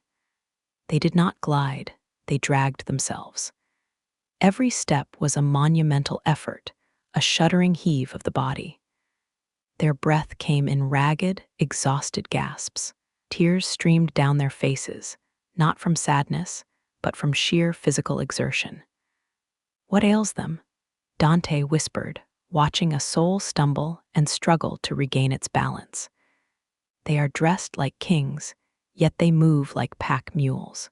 "Look closer," Virgil instructed, his voice heavy with disdain. "The gold is only a veneer. It is a lie beaten thin to cover the truth." As one of the hooded figures passed, Dante saw the lining of the cloak. It was not silk or wool. It was lead, thick, gray, and crushing. The robes were coffins shaped like clothes. The weight was unbearable, a burden that pressed the spine into a permanent curve and turned every moment of existence into a torture of endurance. "These are the hypocrites," Virgil explained. "Those who presented a golden face to the world while hiding a heavy, leaden heart. They painted their outward lives with sanctity and virtue, dazzling the eyes of men, but inside, they carried the cold, crushing weight of their own deceit. Now they must wear their lie for eternity." "O Tuscan," a voice wheezed from under a golden hood. Two figures had stopped, leaning against each other for support. "Your speech betrays your city. Who are you that walks unburdened in this college of the weary?" "I am a man who lives," Dante replied, stepping closer. "And who are you, whose tears distill the gold on your cheeks?" "We were jovial friars," the shade gasped, the effort of speaking nearly buckling his knees. "Catalano was my name, and Lodringo his. We were chosen to bring peace to your Florence, to govern jointly. But the peace we brought was like the fire that consumed the Gardingo district. We were wolves in sheep's clothing." Dante opened his mouth to rebuke them, to speak of the ruin they had brought to his city, but the words died on his lips. His eyes were drawn to the ground, to a sight that stopped his heart. Lying across the narrow path, naked and staked to the rocky floor with 3 great iron nails, was a man. He was crucified, not on a cross, but on the earth itself. He lay directly in the path of the procession. Every heavy, lead-clad hypocrite that passed had to step on him, grinding his body into the hard stone with the full, crushing weight of their leaden cloaks. The crucified sinner writhed, blowing into his beard with sighs of agony, but he could not move. He was the road. "Who is that?" Dante asked, horrified. "He suffers not just the weight, but the shame of being trampled." "That is Caiaphas," the friar whispered, a note of dark satisfaction in his voice. "The high priest who counseled the Pharisees that it was expedient for one man to die for the people. He planted the seed of the greatest hypocrisy in history, murdering truth in the name of the public good. Now, he lies naked across the way. He must feel the weight of every hypocrite who has ever lived, for they all pass over him." Virgil stood looking down at the crucified priest. For the first time, Dante saw a look of genuine marvel on his guide's face. Virgil had seen many things in hell, but this punishment, the architect of the crucifixion, suffering an eternal, inverted crucifixion, seemed to strike him with the perfect symmetry of its justice. "He waits for his father-in-law, Annas," the friar added, "and all the rest of that council. They are all staked out here, the seed of evil for the Jews." The friars groaned and resumed their inch-by-inch march, the lead cloaks scraping against the stone. The sound was like the grinding of a millstone, slow, relentless, and eroding. "We must leave this heavy air," Virgil said, shaking off his amazement. He turned to the friar. "Is there a way out on the right? A gap in the stone where we can exit without summoning the black angels?" "There is," the friar gasped. "A bridge once spanned this ditch, but it is broken. The ruins slope down the side. You can climb the wreckage." Virgil's face darkened. Malebolge, the demon leader, had lied to him about the bridges. "He told a falsehood, that one who hooks sinners over there," Virgil muttered, his pride stung. "In Bologna," the friar wheezed, "I heard the devil has many vices. One is that he is a liar and the father of lies." Virgil strode away with great strides, his expression troubled by anger. Dante followed the prints of his beloved feet, leaving the golden procession to their glittering misery. They approached the pile of ruined rocks that offered an escape, climbing up and out of the trench, moving away from the crushing weight of false faces and into the deeper, darker mysteries of the seventh pouch. The descent was becoming a climb, a physical struggle that mirrored the twisting, turning nature of the sins they were witnessing. Chapter 24. The climb out of the hypocrite's trench was a brutal physical ordeal. The ruins of the broken bridge formed a steep, jagged slope of shattered rock. Virgil, light as a thought, moved easily, but for Dante, burdened by the weight of flesh and blood, it was a gasping, clawing ascent. He hauled himself up hand over hand, his lungs burning, his fingers scraped raw on the cold stone. When he finally crested the ridge of the seventh pouch, he collapsed, wheezing like a man pulled from a drowning tide. "Up," Virgil commanded, his voice devoid of pity. "Shake off this sloth. Sitting on down feathers does not win fame, and without fame, a man's life leaves no more mark on the world than smoke in the air or foam on the water. Get up. Conquer your breath." Stung by the rebuke, Dante forced himself to stand. "I am strong," he lied, wiping sweat from his brow. "Lead on." They crossed the ridge and looked down into the next abyss. What they saw made the previous horrors seem static and composed. The seventh pouch was a writhing, hissing nightmare. The floor of the pit was invisible, carpeted entirely by a living mass of serpents. It was a herpetological hell. There were snakes of every inconceivable breed: cheladry, jaculi, faria, venomous amphispona with heads at both ends. They slithered over one another in a chaotic, tangled knot, a sea of scales and fangs. Running naked and terrified through this reptilian swarm were the sinners. They had no place to hide, no hole to crawl into. Their hands were tied behind their backs, not with rope, but with snakes. The serpents coiled around the sinner's wrists, slithering through their loins to knot themselves on the stomach, binding the thieves in a grotesque embrace. "Look," Dante shouted, pointing to a sinner who was sprinting near the wall, desperate to outrun a gray serpent. The snake struck. It latched onto the man's neck, sinking its fangs deep into the jugular. The effect was instantaneous and terrifying. The sinner did not just die, he ignited. With a flash like gunpowder, his entire body caught fire. In the blink of an eye, he burned, collapsed, and disintegrated into a pile of fine gray ash on the rocky floor. Dante stared at the heap of dust, stunned. "Is he gone?" "Watch," Virgil whispered. As they looked, the pile of ash began to stir. It swirled, gathered itself, and pulled together with a supernatural magnetism. Within seconds, the dust reformed into bone, muscle, and skin. The sinner stood up again, bewildered and terrified, looking around like a man waking from a seizure. He was whole, but the horror in his eyes was fresh. "Who are you?" Virgil called down to the resurrected man. The sinner rubbed his neck, the phantom pain of the bite still lingering. "I rained down from Tuscany a short while ago into this savage gullet," he growled, his voice thick with shame. "I loved the bestial life, not the human. I am Vanni Fucci, the beast, and Pistua was my worthy den." "Tell us your crime," Virgil pressed. "I knew you as a man of blood and rage. Why are you here among the thieves?" Vanni Fucci's face twisted in embarrassment. He hated being seen in this misery by a fellow Tuscan. "I am put down so far because I stole the treasure of the sacristy," he spat. "I robbed the church of its holy vessels and let another man be blamed for it. I stole what was sacred." He looked up at Dante with a sneer, his shame turning to malice. "But so you don't enjoy this sight too much, open your ears to my prophecy.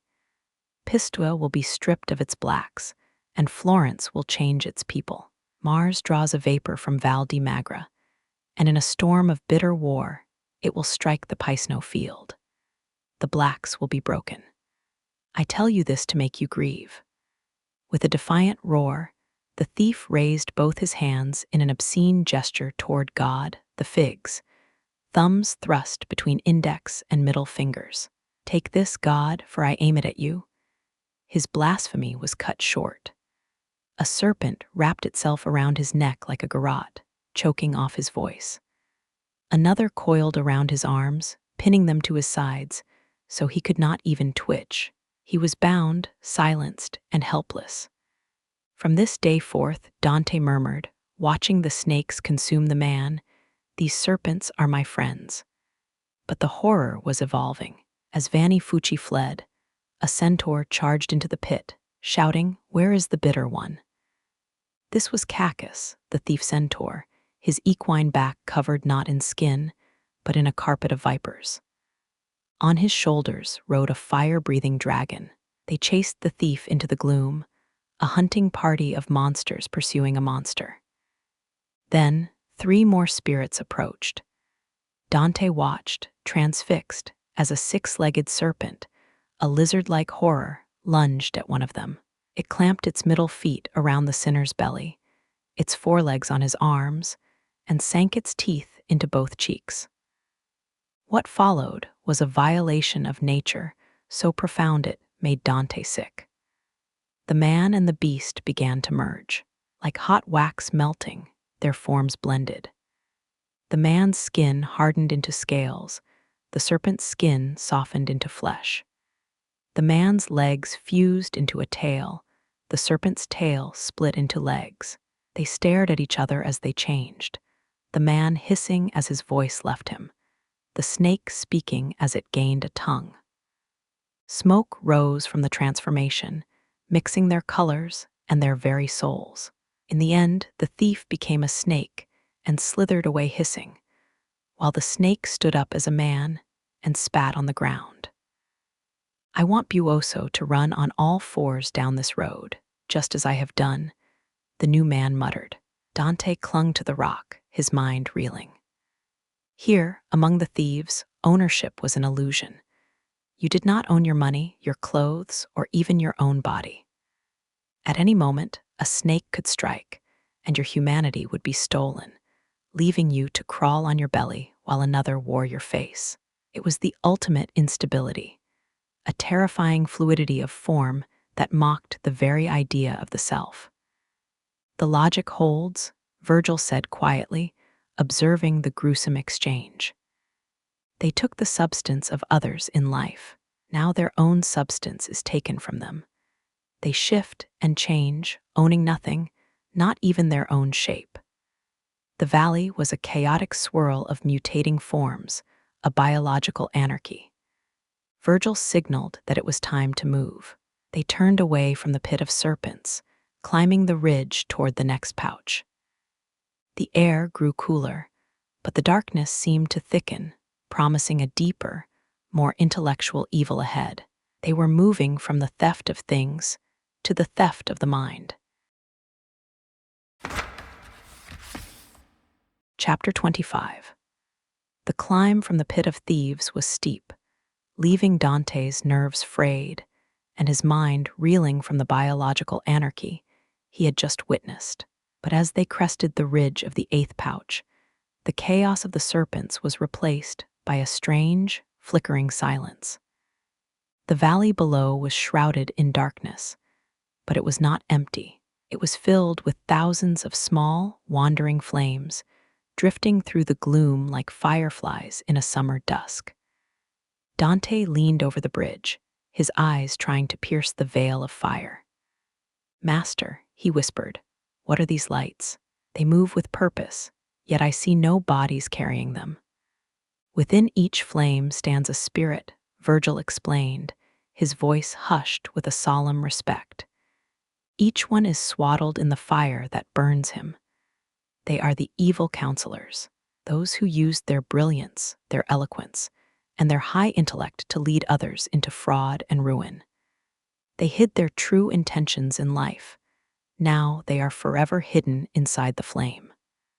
Dante scanned the valley. It was a beautiful, terrifying sight, a river of living candles flowing through the dark artery of hell. His eyes fixed on a flame that was different from the rest. It was forked at the top, splitting into two distinct tongues of fire, yet rising from a single base. "Who is in that divided fire?" Dante asked, pointing. "It looks like the pyre of Eteocles and Polynices, the brothers who killed each other." "Inside that flame," Virgil said, "Ulysses and Diomedes suffer together. They go as one to punishment, just as they went as one in their wrath. They are burned for the ambush of the Trojan horse, which opened the gate for the noble seed of Rome to escape. They pay for the trick of the Palladium and the tears of Deidamia." Dante felt a jolt of awe. Ulysses, the man of many turns, the strategist of the Odyssey, he was here burning for his cunning. "Master," Dante pleaded, gripping the stone rail, "if they can speak from within those sparks, I beg you, do not deny me this. I must hear them. See how I lean toward the flame with desire." "Your prayer is worthy," Virgil nodded, "but let me speak to them. They were Greeks, and they might be disdainful of your modern tongue. I know what you wish to ask." Virgil waited until the forked flame drew near the bridge. "O you who are two within one fire," he called out, his voice resonating with the cadence of epic poetry. "If I deserved well of you when I was alive, if I wrote the high verses that sustain your fame, do not move on. Let one of you tell us, where, being lost, did he go to die?" The greater horn of the ancient flame began to tremble. It murmured, a low sound like a fire struggling in the wind, before throwing its tip back and forth as if it were a tongue speaking. "When I departed from Circe, the voice of Ulysses boomed from the fire, deep and resonant. Neither the fondness for my son, nor piety for my old father, nor the love due to Penelope could conquer in me the ardor to gain experience of the world, and of human vice and worth. Dante listened, entranced. This was not a story of homecoming. It was a confession of insatiable curiosity. I put forth on the deep, open sea. The flame continued, with but one ship and that small company which had not deserted me. I saw the shores of Spain and Morocco, and the island of the Sardinians. We were old and slow when we came to that narrow strait where Hercules set up his markers, warning men to go no further. The fire pulsed with memory. I said to my companions, "O brothers, who through 100,000 perils have reached the West, do not deny to this brief vigil of your senses that remains the experience of the unpeopled world behind the sun. Consider your seed. You were not made to live like brutes, but to follow virtue and knowledge." Dante could see it, the old sailors, tired but ignited by their captain's silver tongue, turning their prow toward the unknown ocean. It was the ultimate act of counseling, using rhetoric to lead men past the boundaries set by God. We turned our stern to the morning. Ulysses recounted, his voice tinged with a tragic grandeur. We made wings of our oars for the mad flight. The night showed all the stars of the other pole. 5 times the light beneath the moon was kindled and quenched when a mountain appeared, dim with distance. It seemed higher than any I had ever seen. We rejoiced, the flames sighed, flickering low. But soon our joy turned to weeping. From the new land, a whirlwind rose and struck the forepart of the ship. 3 times it whirled her round with all the waters. On the 4th, it lifted the poop aloft and plunged the prow beneath, as pleased another, until the sea closed over us. The flame fell silent, the story ending in the crushing weight of the ocean. Ulysses, the man who could talk his way out of anything, had talked his men into oblivion. He had sought knowledge without limits, and the sea had answered him. The forked flame moved away, drifting back into the silent procession of lights. He sailed beyond the markers, Virgil whispered, watching the fire fade. He thought intellect alone could conquer the unknown, but without grace, the journey is madness. Dante looked at the retreating light, a profound sadness settling over him. It was a tragedy of greatness misdirected. Ulysses was not a petty thief or a brute. He was a titan of the mind, and that is precisely why he burned. "Come," Virgil urged gently. "The flame moves on, and so must we. The 8th circle has more lessons." They turned from the bridge and began to walk along the rough, jagged ridge that led to the 9th pouch. The air grew colder, and a new sound began to rise from the darkness ahead, not the silence of the counselors, but a discordant, metallic noise, like the clashing of rusted blades. They were moving toward the sowers of discord, where the body politic was literally torn apart. Chapter 26. The bridge over the 8th pouch was a silent place, echoing only with the crackling of the intellect burning itself alive. But as they crested the ridge to look down into the 9th pouch, the silence was violently butchered. The valley below was a slaughterhouse. The air smelled of copper and old blood, thick and metallic. The stone floor was slick with gore, painted in broad, horrific strokes of red. Dante looked down and recoiled, his hand flying to his mouth.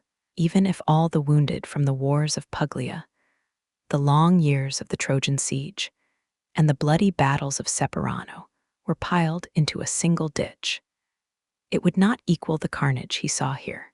This was the home of the sowers of discord, those who tore apart what was meant to be whole: religion, politics, and family.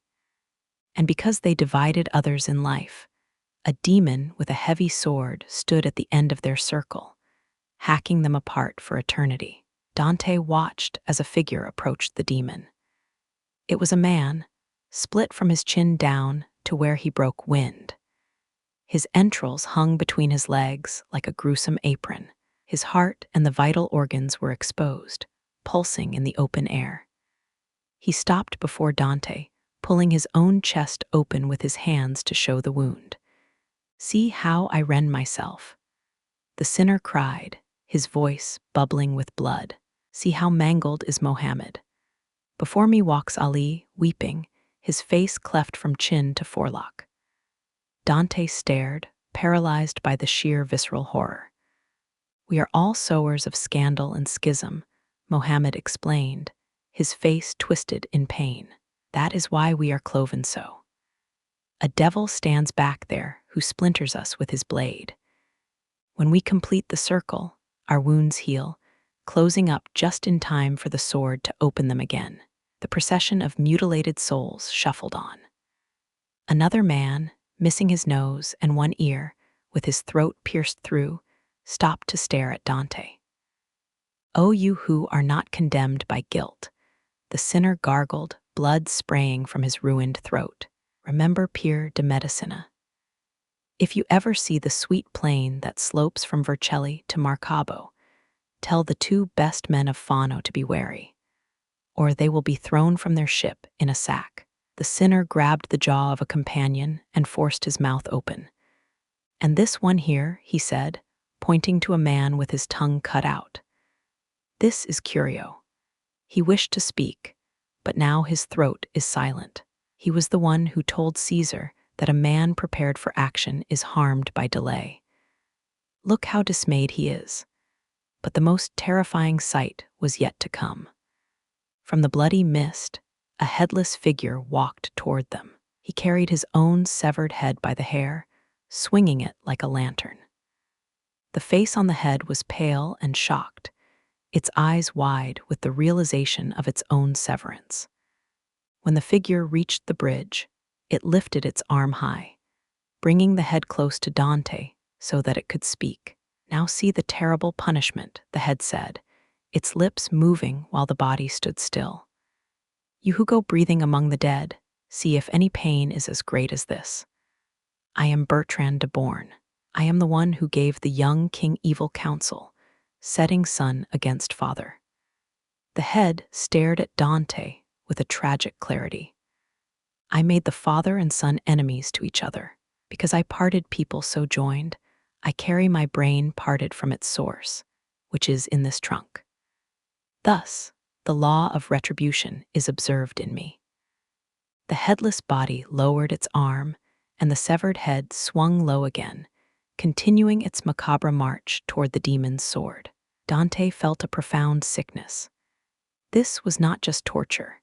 It was anatomy used as a moral lesson.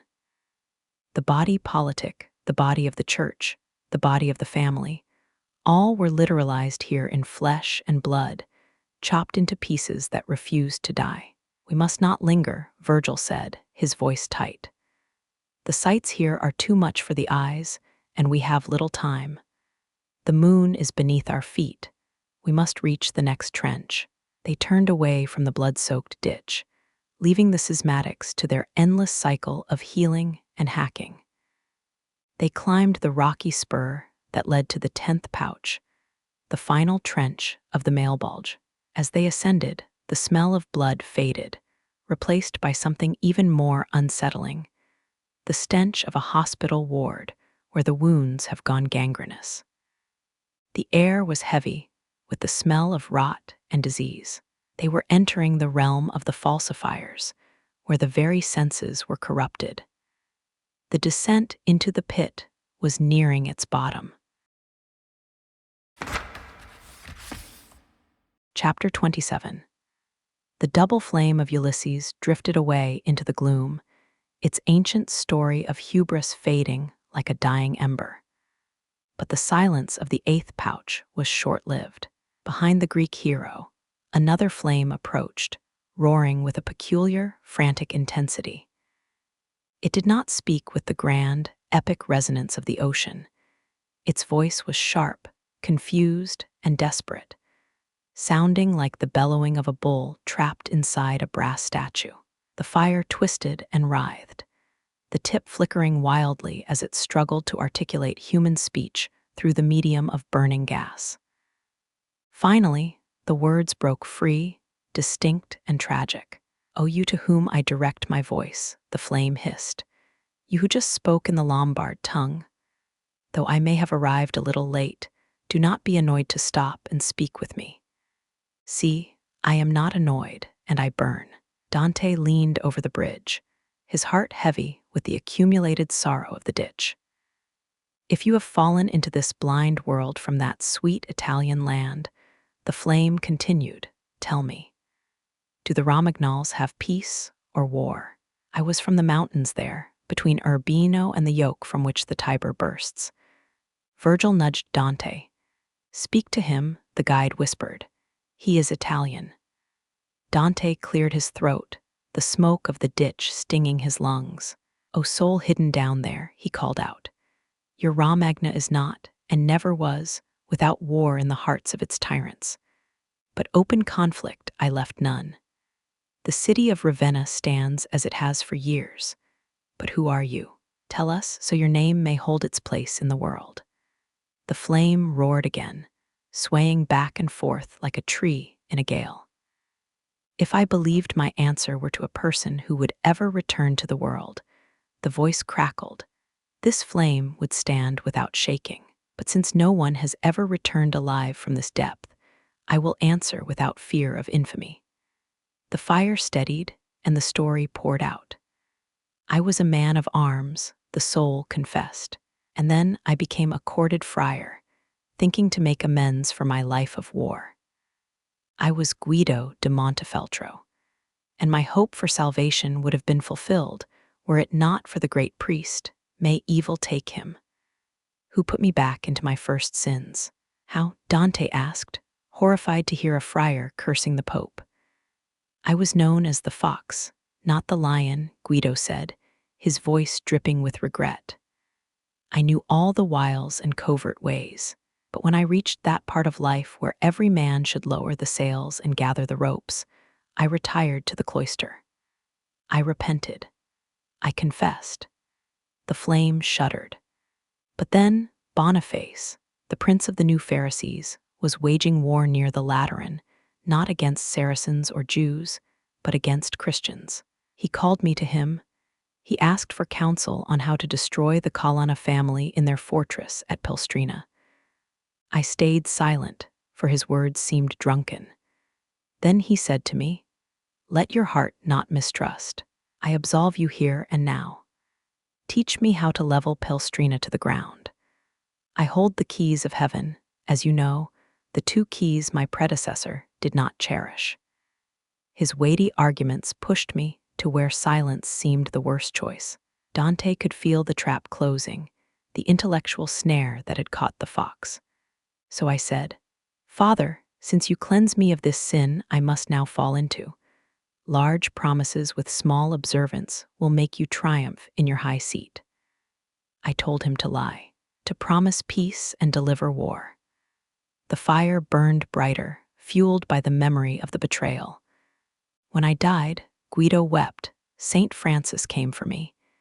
He came to take my soul to peace. But a black cherub, one of the dark angels of logic, arrived and said, "Do not take him. Do not wrong me. He must come down among my minions, because he gave the fraudulent counsel. For one cannot be absolved unless one repents, and one cannot repent a thing at the same time one wills it. The contradiction does not allow it." "Oh, miserable me," Guido shrieked. How I shook when he grabbed me and said, "Perhaps you did not think I was a logician." He carried me to Minos, who twisted his tail 8 times around his hard back and bit it in rage. "This is a sinner for the thieving fire," he said, "and so I am lost here, clothed in this flame, grieving as I go." The fire fell silent, its tragic confession ended. Guido had tried to outsmart God with a technicality, believing a pope's pardon could cover a sin he was still planning to commit. But the cold logic of hell had caught him. He had gambled his soul on a loophole, and he had lost everything. The flame, twisting in its sharp pain, moved away from them, leaving Dante staring into the dark void. Logic, Virgil murmured, his face grim. It is the sharpest blade in hell. Come, Dante, the bridge awaits. They turned and climbed the rocky spur that led to the next trench. The air grew heavy and wet, smelling of old iron and sickness. Below them, a new sound began to rise, a cacophony of groans, like a battlefield hospital after the fighting has stopped. They were moving toward the sowers of discord, where the body is hacked apart to match the divisions of the soul. The descent into the Malebolge was deepening, and the horror was becoming visceral. Chapter 28. The bridge spanning the ninth pouch was a slippery, narrow arch of gray stone, but the valley it crossed was painted in a single, horrific color: red. The air here didn't just smell, it tasted. It was a thick, metallic fog of copper and iron, the scent of a slaughterhouse floor magnified 1,000 times. The silence of the previous circles was gone, replaced by a wet, rhythmic sound, the thwack of steel cutting meat, followed by the splash of fluids hitting the rock. Dante looked down, covering his nose and mouth with his robe, but the horror was inescapable. The trench was a circular track, a grotesque parade ground for the maimed. If one were to gather every soldier wounded in the long, bloody wars of Puglia, every Roman pierced by Carthaginian spears, and every knight hacked down at Separano, the resulting pile of limbs would not equal the carnage of this single ditch. Look well, Virgil commanded, his voice devoid of the pity that made Dante tremble. But do not look away. This is the home of the sowers of discord, those who spent their lives tearing apart what was meant to be whole. Politics, religion, family, are now physically torn asunder. The floor of the pit was slick with gore. Naked souls shuffled in a circle, clutching their own bodies to keep them from falling apart. Dante watched as a figure approached the viewing point. He was split open from his chin down to where he broke wind.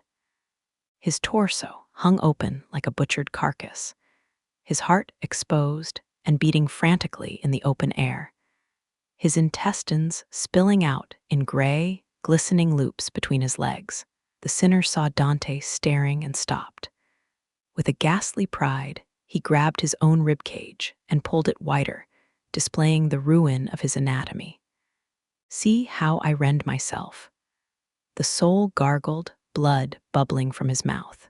See how mangled I am? We are the schismatics. We divided the community of man, and so we are divided. Walk on. A roar echoed from the darkness. At the far end of the circle stood a demon of immense size, holding a sword that looked heavy enough to cleave stone.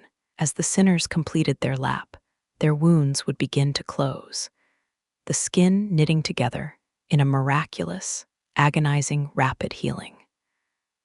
By the time they reached the demon again, they were whole, just in time to be hacked open once more. It was an eternal cycle of mutilation and regeneration. Dante felt the bile rise in his throat.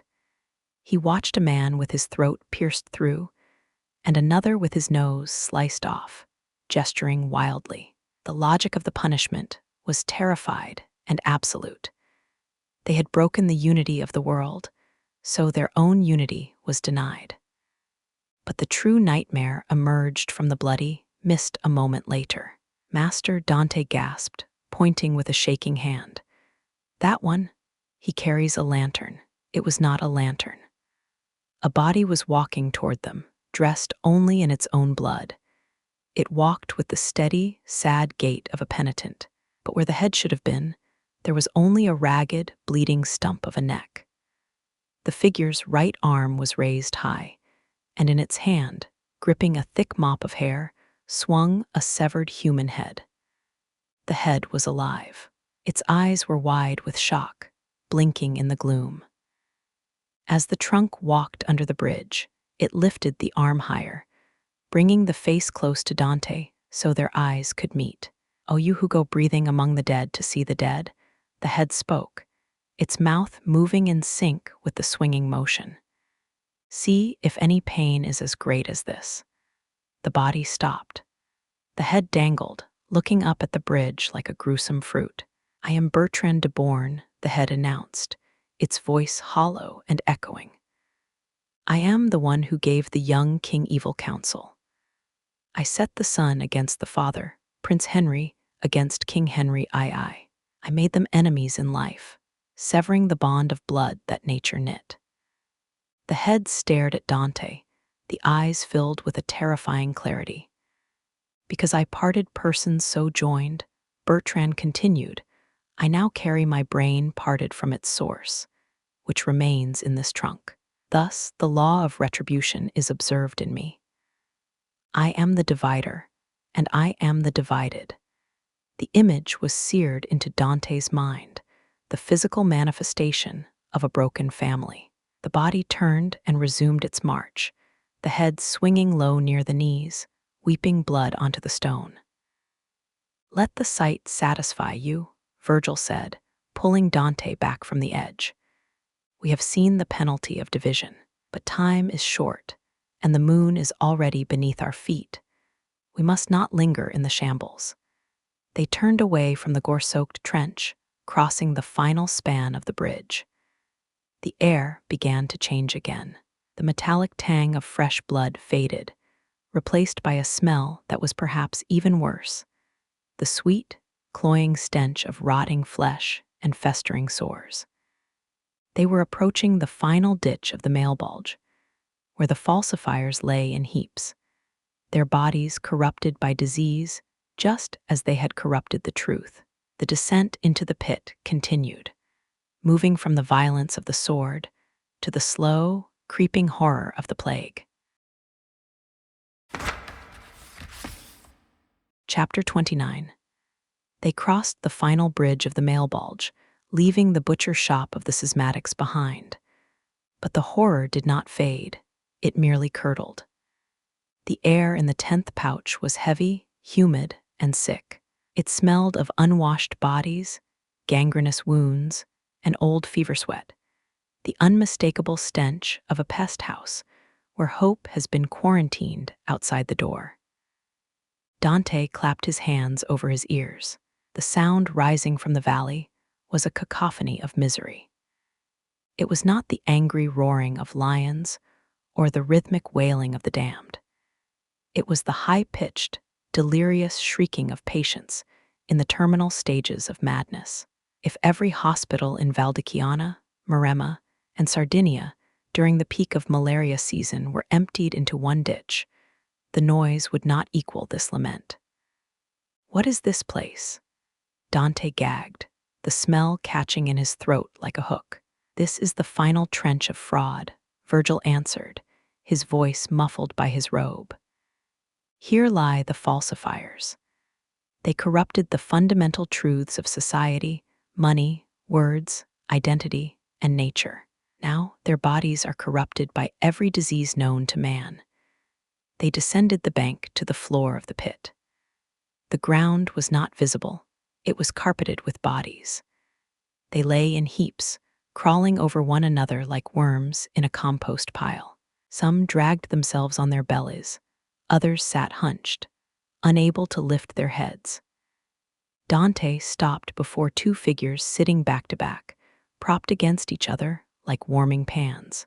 They were covered from head to toe in scabs the size of dinner plates, thick, crusty, and weeping pus. Their hands moved in a frenzy, clawing at their own skin with nails that looked like iron knives. Scritch, scritch, tear. The sound was nauseating. They were flaying themselves alive, tearing off the scabs to relieve an itch that went down to the bone, only for the sores to bleed and crust over again in seconds. O you who peel yourself with your fingers, Virgil addressed one of the scratching men. Tell us who you are, if your nails may last you in this eternal work. The sinner turned a face that was more scar tissue than skin. I was an alchemist, he wheezed, not stopping his frantic scratching. I was Griffolino of Arezzo. I promised a foolish noble that I could teach him to fly like Daedalus. When I failed, he had me burned. But I am here not for that joke, but because I falsified metals with alchemy, and I, the other scabbed figure groaned, am Capocchio.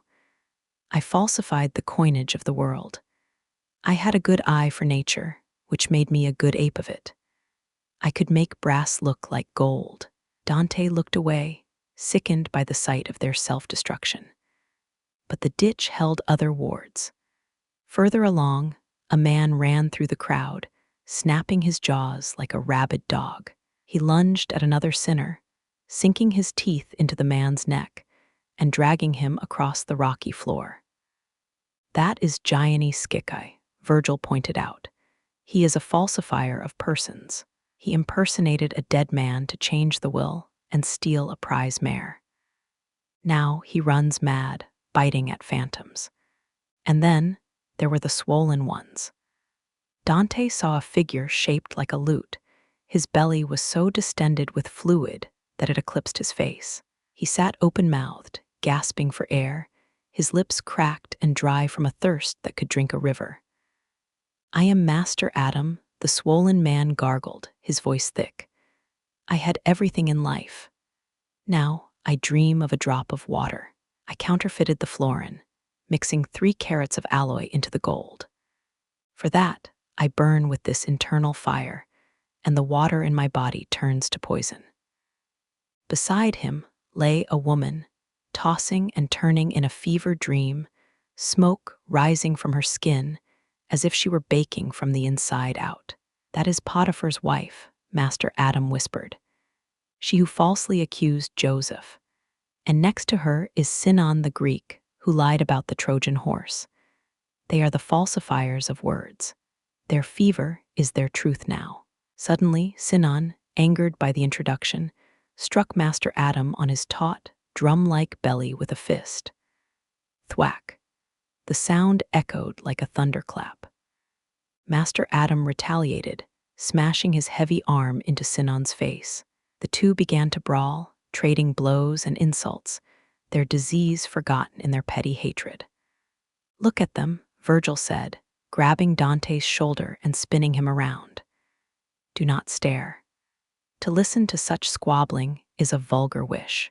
Dante flushed with shame, realizing he had been caught up in the soap opera of the damned. "Forgive me, master. Less shame washes away a greater fault," Virgil said, his tone softening. "But we must move. We have seen the full anatomy of fraud. The ditch ends here." They walked to the edge of the Malebolge. The noise of the shrieking hospital faded behind them, but a new sound began to vibrate in the air. It was a deep, resonant horn blast, louder than any thunder, a sound so profound it seemed to herald the end of the world. "What is that?" Dante asked, peering into the misty twilight ahead. "I see towers in the distance." "Is it a city?" "Those are not towers," Virgil corrected him, his voice grim. "Those are giants. We are approaching the central well. The bottom of the universe is near." They stepped out of the realm of disease and walked toward the giants who stood guard over the final sinkhole of hell. The descent was almost over. Only the ice remained. Chapter 30. The stench of the 10th pouch was a physical weight, a suffocating blanket of rot that clung to the skin. The air was thick with the shrieks of the diseased, but as Dante and Virgil moved deeper into the trench, the nature of the madness shifted. The lethargy of the scab pickers gave way to a violent, rabid energy. Here, the falsifiers of persons, those who stole identities in life, ran wild. They were not men anymore, they were beasts, stripped of reason and dignity. They tore through the crowds of the sick like boars let loose in a pigsty, their mouths foaming, their eyes rolling in their sockets. Dante watched, horrified, as a shadow sprinted past him. It was a naked soul, lean and gray, moving with terrifying speed. He lunged at a fellow sinner, a man named Capaccio who had been speaking moments before, and sank his teeth into the nape of the neck. Crunch. The sound was wet and sickening. The attacker shook his head violently, dragging the screaming Capaccio across the rocky floor as a dog drags a bone. "Who is that goblin?" Dante gasped, stepping closer to Virgil for protection. "That is Gianni Schicai," Virgil answered, his voice cold. "He runs rabid through this pit, mangling the others. In life, he impersonated the dead Buoso Donati to falsify a will, stealing the inheritance and claiming the best mare for himself. He stole a name for profit. Now he has lost his own name to madness." Beside Schicai ran another figure, a woman twisted by ancient lust. "And that is Mirha," Virgil pointed out, "she who loved her father with a love that was not right. She disguised herself to enter his bed, falsifying her form to satisfy her sin." As the rabid souls vanished into the gloom, Dante turned his attention to a grotesque tableau near his feet. A man sat on the hard ground, shaped not like a human, but like a lute. His belly was monstrously distended with fluid, dropsy swelling him, until his face was nearly eclipsed by his own torso. His lips were cracked and parched, held open like the mouth of a dying fish. "O you who are without pain," the swollen man gargled, his voice thick with thirst, "look upon the misery of Master Adam. Alive, I had enough of everything I wished. Now, alas, I crave one drop of water." He closed his eyes, tortured by memory. The little streams that run from the green hills of Casentino down to the Arno, I see them constantly. The image dries me out more than the disease that strips the flesh from my face. "Who are you?" Dante asked, pity warring with repulsion. "I was a counterfeiter," Master Adam wheezed. "I minted the florin with 3 carats of alloy instead of pure gold. They burned me for it. But my true torment is here. If I could just see the soul of Guido or Alessandro or their brother suffering in this pit, I would not trade the sight for all the water in Branda." Suddenly, a fever-ridden soul lying next to him, a man whose skin smoked with internal heat, lashed out.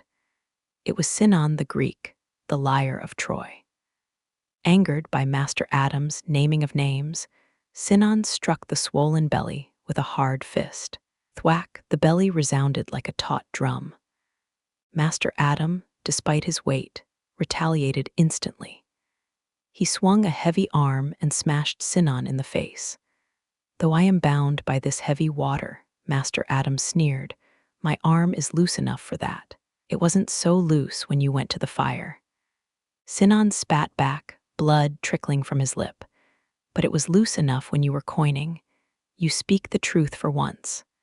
Master Adam shouted, "But remember the horse. You lied about the Trojan horse. The whole world knows your shame, and the thirst be your torture." Sinon screamed, "May your tongue crack and your belly rot with the hedgewater that swells it." Dante stood transfixed. It was a spectacle of supreme pettiness. 2 damned souls, suffering eternally, yet wasting their breath on a vulgar brawl. He watched them trade insults, fascinated by the depth of their hatred. "Now look at you," a voice cut through the noise, sharp as a whip. Dante jumped. Virgil was staring at him, and for the first time, his face was twisted in genuine anger. "Keep looking," Virgil snapped. "A little more, and I will quarrel with you."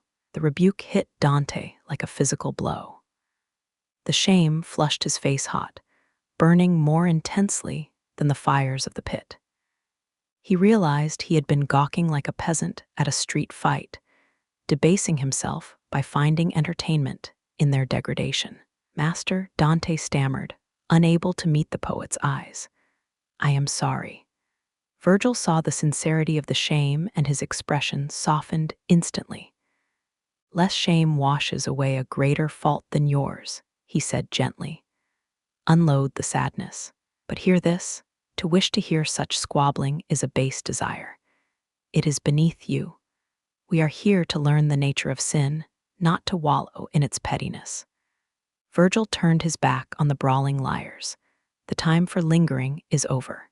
We have seen the full anatomy of fraud. The 10th pouch ends here. They walked away from the noise of the argument, heading toward the edge of the Malebolge. The air grew darker, the twilight deepening into a true, suffocating night. But as the shrieks of the falsifiers faded, a new sound began to vibrate in the ground beneath their feet. It was a horn blast, but not a trumpet of war or a hunter's call. It was a deep, resonant booming that seemed to tear the air apart. It was louder than thunder, louder than the horn Roland blew at Roncesvalles. It shook the rocks and rattled the teeth in Dante's skull. "What is that?" Dante whispered, peering into the misty gloom ahead. "I see towers, huge towers rising in the distance." "Is it a city?" "Those are not towers," Virgil said, his voice grim and low. "You are deceived by the mist. Those are giants. They stand in the well from the navel down, guarding the final sinkhole of the universe. They stepped out of the hospital of the damned and moved toward the edge of the central well. The descent into the final circle, the home of traitors, was about to begin. The air grew cold, and the dread became absolute. Chapter 31. The cacophony of the Malebolge, the shrieks of the diseased, the brawling of the liars, faded behind them, swallowed by a thick, suffocating twilight. The air here was no longer humid with rot. It was thin, cold, and carried a vibration that rattled the bones. Ahead, through the dense, swirling fog, Dante saw the looming shapes of high towers. They rose like black monoliths against the dim horizon, encircling the central pit like the battlements of a fortress city. "Master," Dante whispered, squinting into the gloom, "what city is this?" "I see towers rising like the crown of Monterigny." "The darkness and the distance deceive your eyes," Virgil replied, his voice low and grave. "You are jumping to conclusions before the facts are clear." "Pierce the mist, Dante. Look closer. Those are not walls of stone." They walked on, the ground sloping gently downward. As the fog thinned, the terrible reality revealed itself. The towers were not masonry. They were flesh. Dante stopped dead, his breath hitching in his throat. Standing in the central well, buried from the waist down in the rock, were giants. They were colossal, ancient things, remnants of a time when the earth birthed monsters to war against the heavens. Their torsos alone towered higher than castle walls, their faces massive and craggy like mountain slopes. They stood like sentinels around the final drain of the universe, terrible and majestic in their immobility. The first giant they approached had a face as large and broad as the bronze pine cone at St. Peter's in Rome. He stared down at the two tiny figures with eyes that held no light of reason, only a dull, brutish confusion. A massive horn hung across his chest on a leather strap. "Raffle my aimk zabai almi," the giant bellowed. The sound was not a language. It was a chaotic explosion of noise, a savage roar that slapped against the rocks like a physical wave. "Keep to your horn, you stupid soul." Virgil shouted up at the mountain of flesh. "Use that to vent your rage, not words. Do not try to speak, for you have no language." Virgil turned to Dante, his face stern. "This is Nimrod. Through his evil idea, the Tower of Babel was built, and the languages of the world were fractured. Now he is trapped in his own confusion. He understands no one, and no one understands him. Let us leave him to his babble." They moved along the rim of the well to the next giant. This one was even more terrifying. He was Ephialtes, the one who had dared to pile mountains to reach the stars and challenge Jupiter. But here, his ambition was bound in iron. A massive chain wrapped around his torso, pinning his left arm behind his back and his right arm across his chest. The links were thick as tree trunks, coiled 5 times around his colossal frame. Ephialtes saw them and struggled. He shook his body, testing the chains. The earth beneath Dante's feet convulsed violently, a localized earthquake that nearly knocked him off balance. "I am afraid," Dante gasped, clutching Virgil's robe. "The power in him, if he were loose." "He is bound forever," Virgil assured him. "But we must go further. We need passage down. We need Antaeus." They hurried past the straining Ephialtes until they reached a giant who was unbound. Antaeus stood tall and free, emerging from the rock like a living cliff. He had not joined the rebellion against the gods, and so he retained his freedom of movement, though he was condemned to guard the pit. Virgil approached the toes of the giant, looking up at a head that seemed to scrape the sky. "O you who once captured 1,000 lions in the valley of Zama," Virgil called out, his voice smooth with flattery. "O Antaeus, do not disdain to do this. Lower us down to the bottom, where the cold locks the river Cocytus. Do not make us ask Tydeus or Typhon. This man here can give you what you crave." The giant's eyes, large as shields, shifted slowly to look at Dante.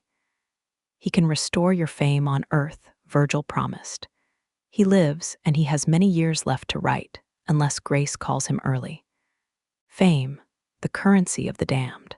Antaeus did not speak, but the promise worked. Slowly, terrifyingly, the giant bent at the waist. It was like watching a tower collapse. His massive hand, large enough to crush a ship, descended toward them. Dante shrank back, terrified of the grip that had once squeezed Hercules.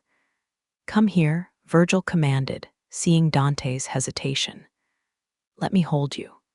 Virgil grabbed Dante and pulled him close, making the two of them a single bundle. The giant's hand closed around them. It was a visceral, suffocating sensation, the rough, calloused skin of the monster pressing against them, the smell of ancient earth and musk overwhelming their senses. The world tilted. Dante squeezed his eyes shut as he felt the stomach-churning sensation of the drop. Antaeus lifted them from the rim and lowered them into the dark, central void. The wind whistled past them, cold and biting. Down, down, past the feet of the other giants, past the rock, into the deepest silence.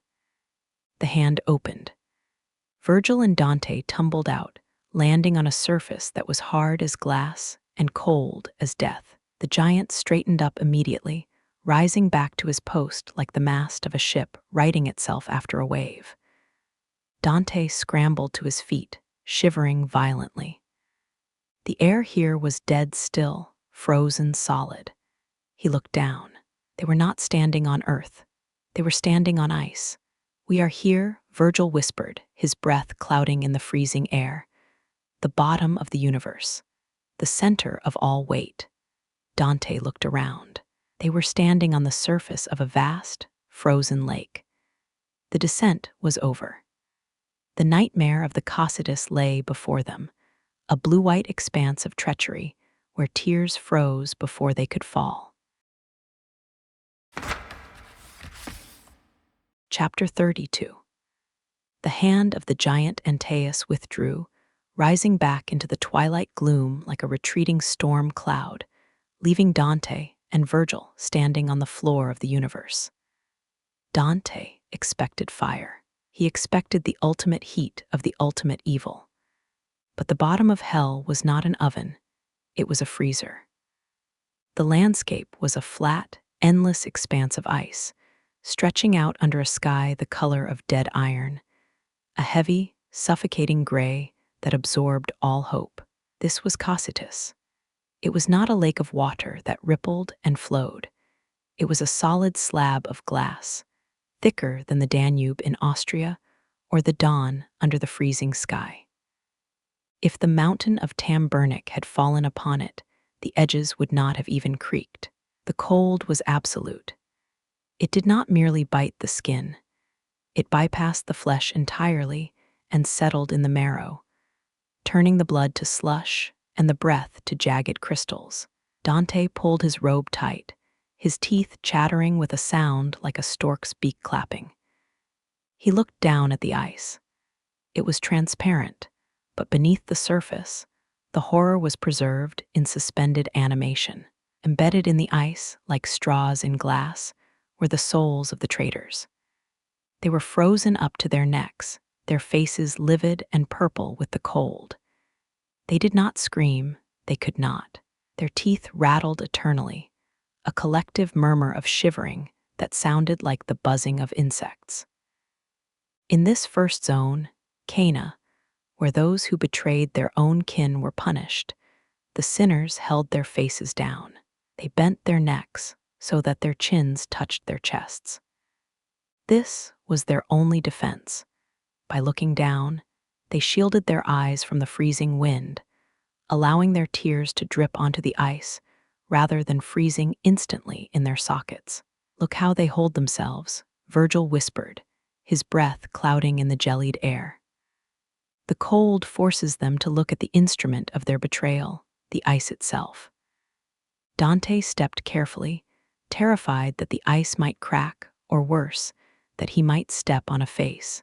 He saw two heads pressed so close together that their hair was tangled in a single frozen knot. "You too," Dante called out, his voice brittle in the thin air. "Who are you?" Pressing your chests together. The two shades lifted their necks, straining against the ice to look at him.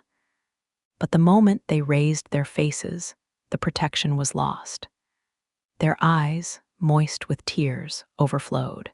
The tears dripped down, froze instantly, and locked their eyes shut with a seal of crystal. Blinded and furious, they butted their heads together like goats, a dull, hollow thud echoing across the lake. "They are brothers," a shade frozen nearby hissed, his face turned to the ice. "Napoleon and Alessandro. They killed each other over their inheritance. There is no jelly in this lake you could find more worthy of being stuck together." Dante shuddered and moved on.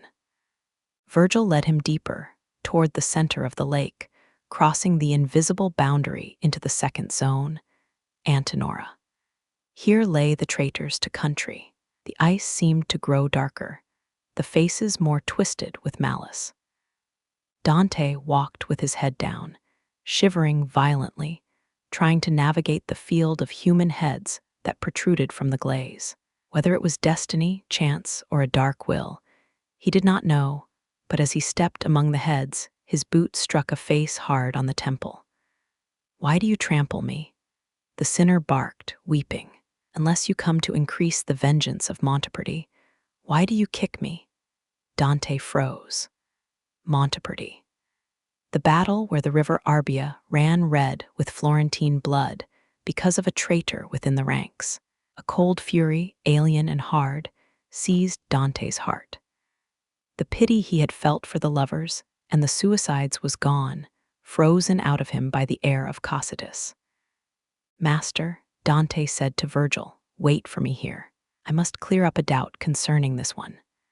Virgil stopped, watching with a stoic, unreadable expression. Dante knelt on the ice, grabbing the sinner by the scruff of his neck. "Who are you," he demanded, "who curses others so freely? And who are you," the head snapped back, "who goes through Antenora kicking cheeks? If you were alive, it would be too much revenge." "I am alive," Dante growled, his grip tightening. "And if you seek fame, it may be worth much to you that I write your name down." "I want the opposite." The traitor snarled. "Go away and stop pestering me. You are a bad flatterer for this icy slope." Dante reached down and seized the sinner's hair, winding the frozen locks around his fist. "Either you name yourself," he threatened, "or not a single hair will remain on your skull." "Even if you strip me bald," the sinner screamed, "I will not tell you who I am, nor show you, even if you stomp on my head 1,000 times." Dante pulled. He yanked savagely, tearing out tufts of hair. The sinner shrieked, barking like a dog, but refused to yield. "What is the matter, Baka?" Another frozen traitor called out from a few yards away. "Is it not enough to chatter with your jaws? Must you bark too? What devil is at you?" Dante released the hair, a cruel satisfaction settling in his chest. "Now, I do not want you to speak. Accursed traitor," Dante spat. "I know you. You are Bacca Digliabati, the one who cut off the hand of the Florentine standard-bearer. To your shame, I will carry true news of you. Go away." Bacca yelled, spitting frozen saliva. "Tell what you like, but don't be silent about that one who had such a loose tongue just now." Dante stood up, wiping his hand on his robe. He felt different, harder. The cold of the ninth circle was doing its work, stripping away the warmth of his humanity just as it stripped the movement from the sinners. "Leave him," Virgil said, his voice cutting through the adrenaline. "He has his name and his shame. We must go deeper." They turned away from the barking traitor, moving toward a sight that defied even the grotesque logic of the previous circles. Two heads were frozen in a single hole, one positioned slightly above the other like a hat. But it was not a hat. The upper sinner was gnawing on the skull of the lower one, teeth grinding against bone where the brain joins the nape. "We approach the line of Ptolomia," Virgil warned, his eyes fixed on the cannibalistic pair. "Where the guests are betrayed. Watch closely, for the hunger here is eternal." They stepped forward on the slick ice, moving closer to the savage feast, drawing nearer to the center of the pit, where the ultimate gravity of evil pulled everything down. Chapter 33. The landscape of Cocytus was a monotony of ice and agony, but what lay before them broke the pattern with a visceral horror. In a single hole frozen deep into the glass-hard surface, two heads were locked together. One was positioned above the other, clamped onto the nape of the lower neck like a hat made of flesh. The upper sinner was not merely resting there, he was feeding. With a savage, animalistic rhythm, he drove his teeth into the skull of the sinner below, gnawing at the point where the brain joins the spine. It was a sight of supreme degradation, man reduced to a beast, consuming his enemy in an eternal meal that offered no nourishment. Dante stopped, his stomach churning. He had seen fire, blood, and pitch. But this cold, intimate cannibalism struck a deeper chord of revulsion. "O you who show by such a bestial sign your hatred for the one you eat," Dante called out, his voice trembling in the freezing air. "Tell me the reason. If you have a just grievance against him, I, knowing who you are and his sin, may repay you in the world above, if my tongue does not dry up." The sinner paused. Slowly, deliberately, he lifted his mouth from the savage meal. In a gesture of horrifying casualness, he took a handful of the victim's hair and used it to wipe the blood and gray matter from his lips. "You ask me to renew a desperate grief," the sinner began, his voice raspy with disuse. "The thought of it wrings my heart before I even speak. But if my words can be seeds that bear the fruit of infamy for this traitor I gnaw, then you shall see me speak and weep together." He looked at the bleeding skull beneath him with a mix of hatred and possessive hunger. "I was Count Ugolino," he declared. "And this here," he tapped the skull with his teeth, "is Archbishop Ruggieri. Now listen to why I am such a neighbor to him. I trusted him. I was taken by his treachery and imprisoned. But what you cannot know, what no man knows, is how cruel my death was. Listen, and judge if he has wronged me." Ugolino's eyes glazed over, drifting back to a narrow tower in Pisa. "I watched through a narrow slit in the mew of hunger as several moons passed," he recounted. "Then came the bad dream that ripped the veil of the future. I saw this man. He dug his claws into Ruggieri's scalp, hunting a wolf and his whelps upon the mountain. With lean and eager hounds, he ran them down.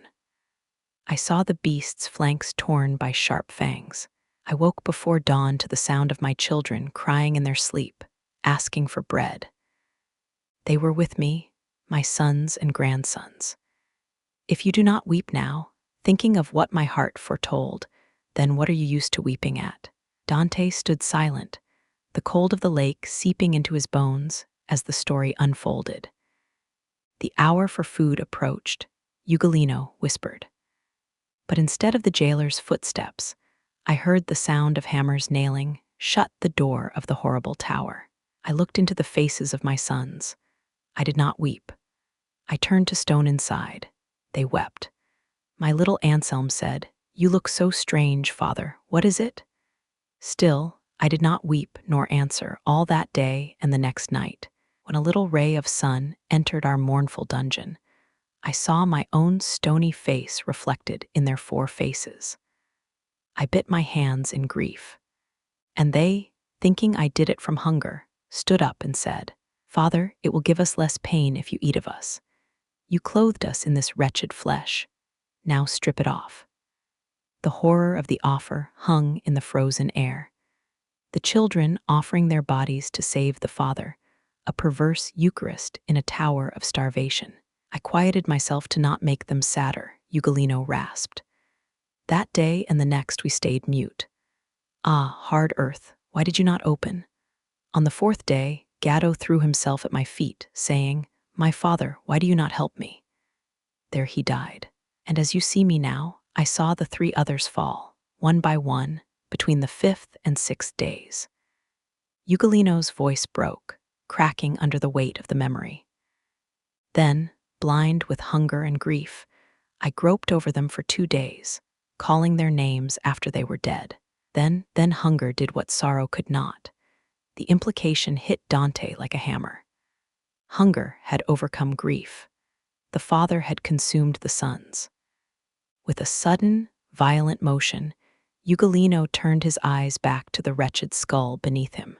He seized it again with his teeth, biting down on the bone with the strength of a dog, grinding the traitor Ruggery in an eternal punishment for the starvation he had caused. "Ah, Pisa," Dante shouted into the void, his anger flaring hot against the ice.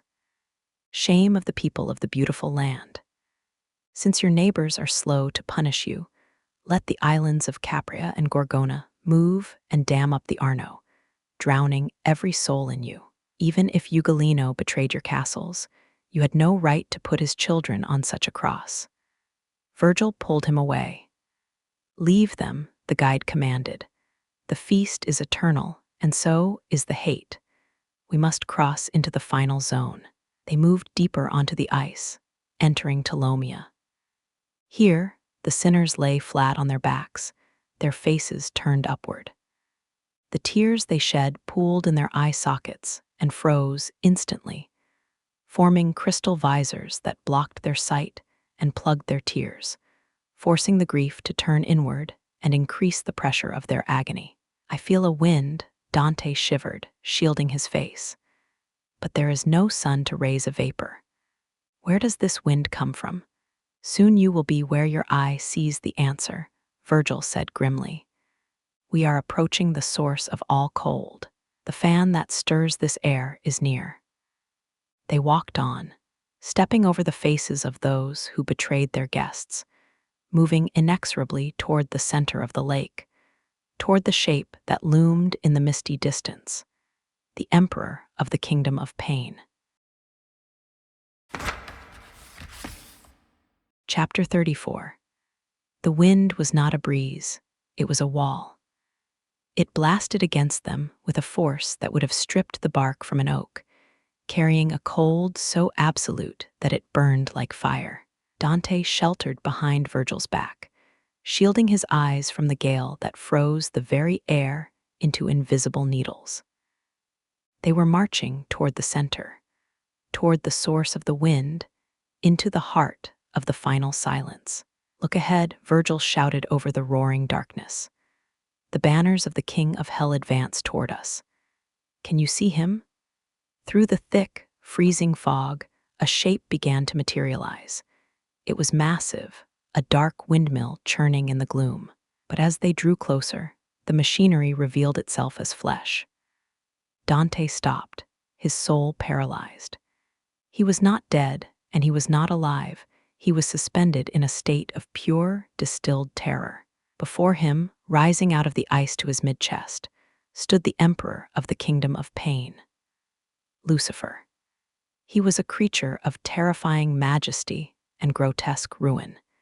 If he was once as beautiful as he was now ugly, it was no wonder he dared to rebel against his maker. He was colossal. His arms alone were longer than the giants of the well. But it was his head that froze Dante's blood. On his shoulders sat three faces. The one in front was a crimson red, burning with hate. The face on the right was a sickly yellow-white, the color of impotence.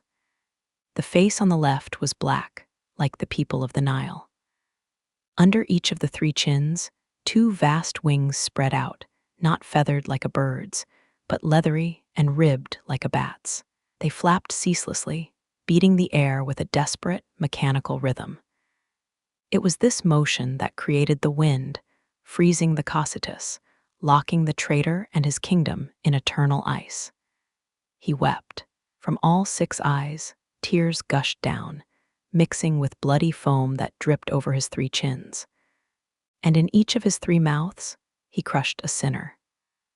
Dante watched, sickened, as the central mouth chewed on a man who kicked his legs in agony. His head was inside the maw, his back flayed open by the demon's claws. That soul up there who suffers the most, Virgil explained, his voice grim and flat, is Judas Iscariot. He has his head inside and plies his legs outside. Of the other two, who have their heads down, the one hanging from the black face is Brutus. See how he twists and says not a word. The other, who looks so robust, is Cassius. It was the ultimate machine of betrayal. The one who betrayed God chewed on the one who betrayed the Son, and the ones who betrayed the empire. It was a perpetual motion, engine of crunching bone and tearing flesh. But night is rising again, Virgil said, turning his back on the monster, and we have seen everything. It is time to leave. Leave? Dante stammered, looking at the walls of ice that surrounded them. How?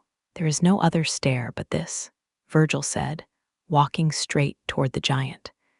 We must climb the monster himself. Virgil waited for the great wings to open on the upstroke. Then, with the timing of a master, he grabbed the shaggy, frozen flanks of Lucifer. Hold on to me, he commanded Dante.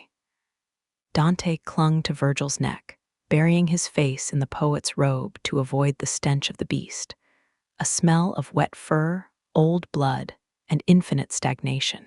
Virgil began to climb down the hairy sides, grappling with the tufts of frozen fur, descending between the thick coat of Satan and the wall of ice.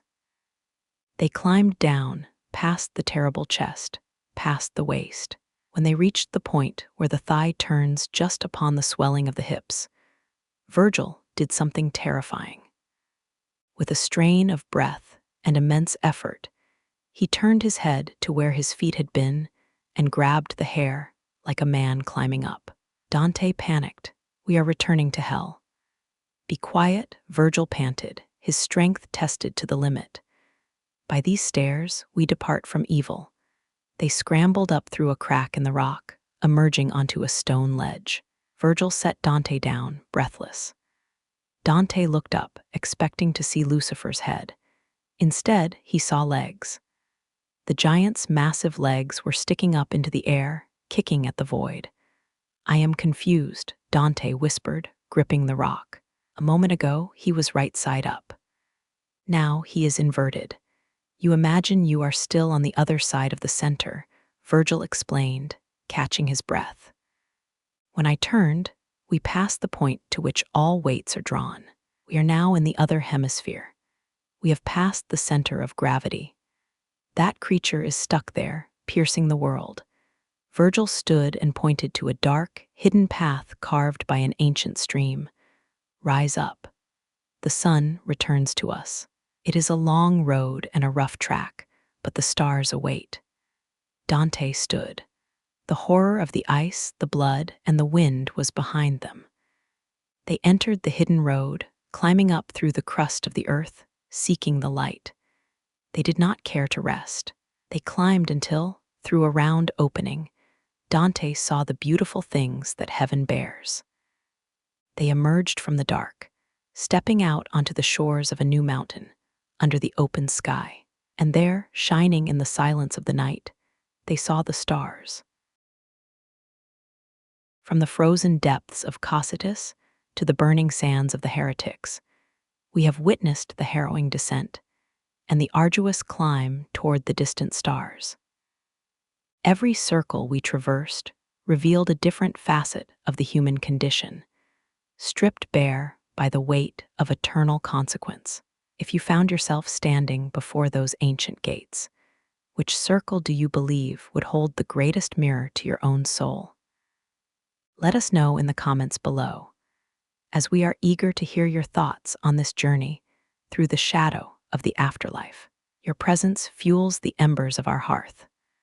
So please take a moment to like, subscribe, and hype this video to ensure we can continue bringing these dark legends to life. Your support allows us to explore the furthest reaches of the imagination together. We hope you journey back soon to the Midnight Oasis. Thank you.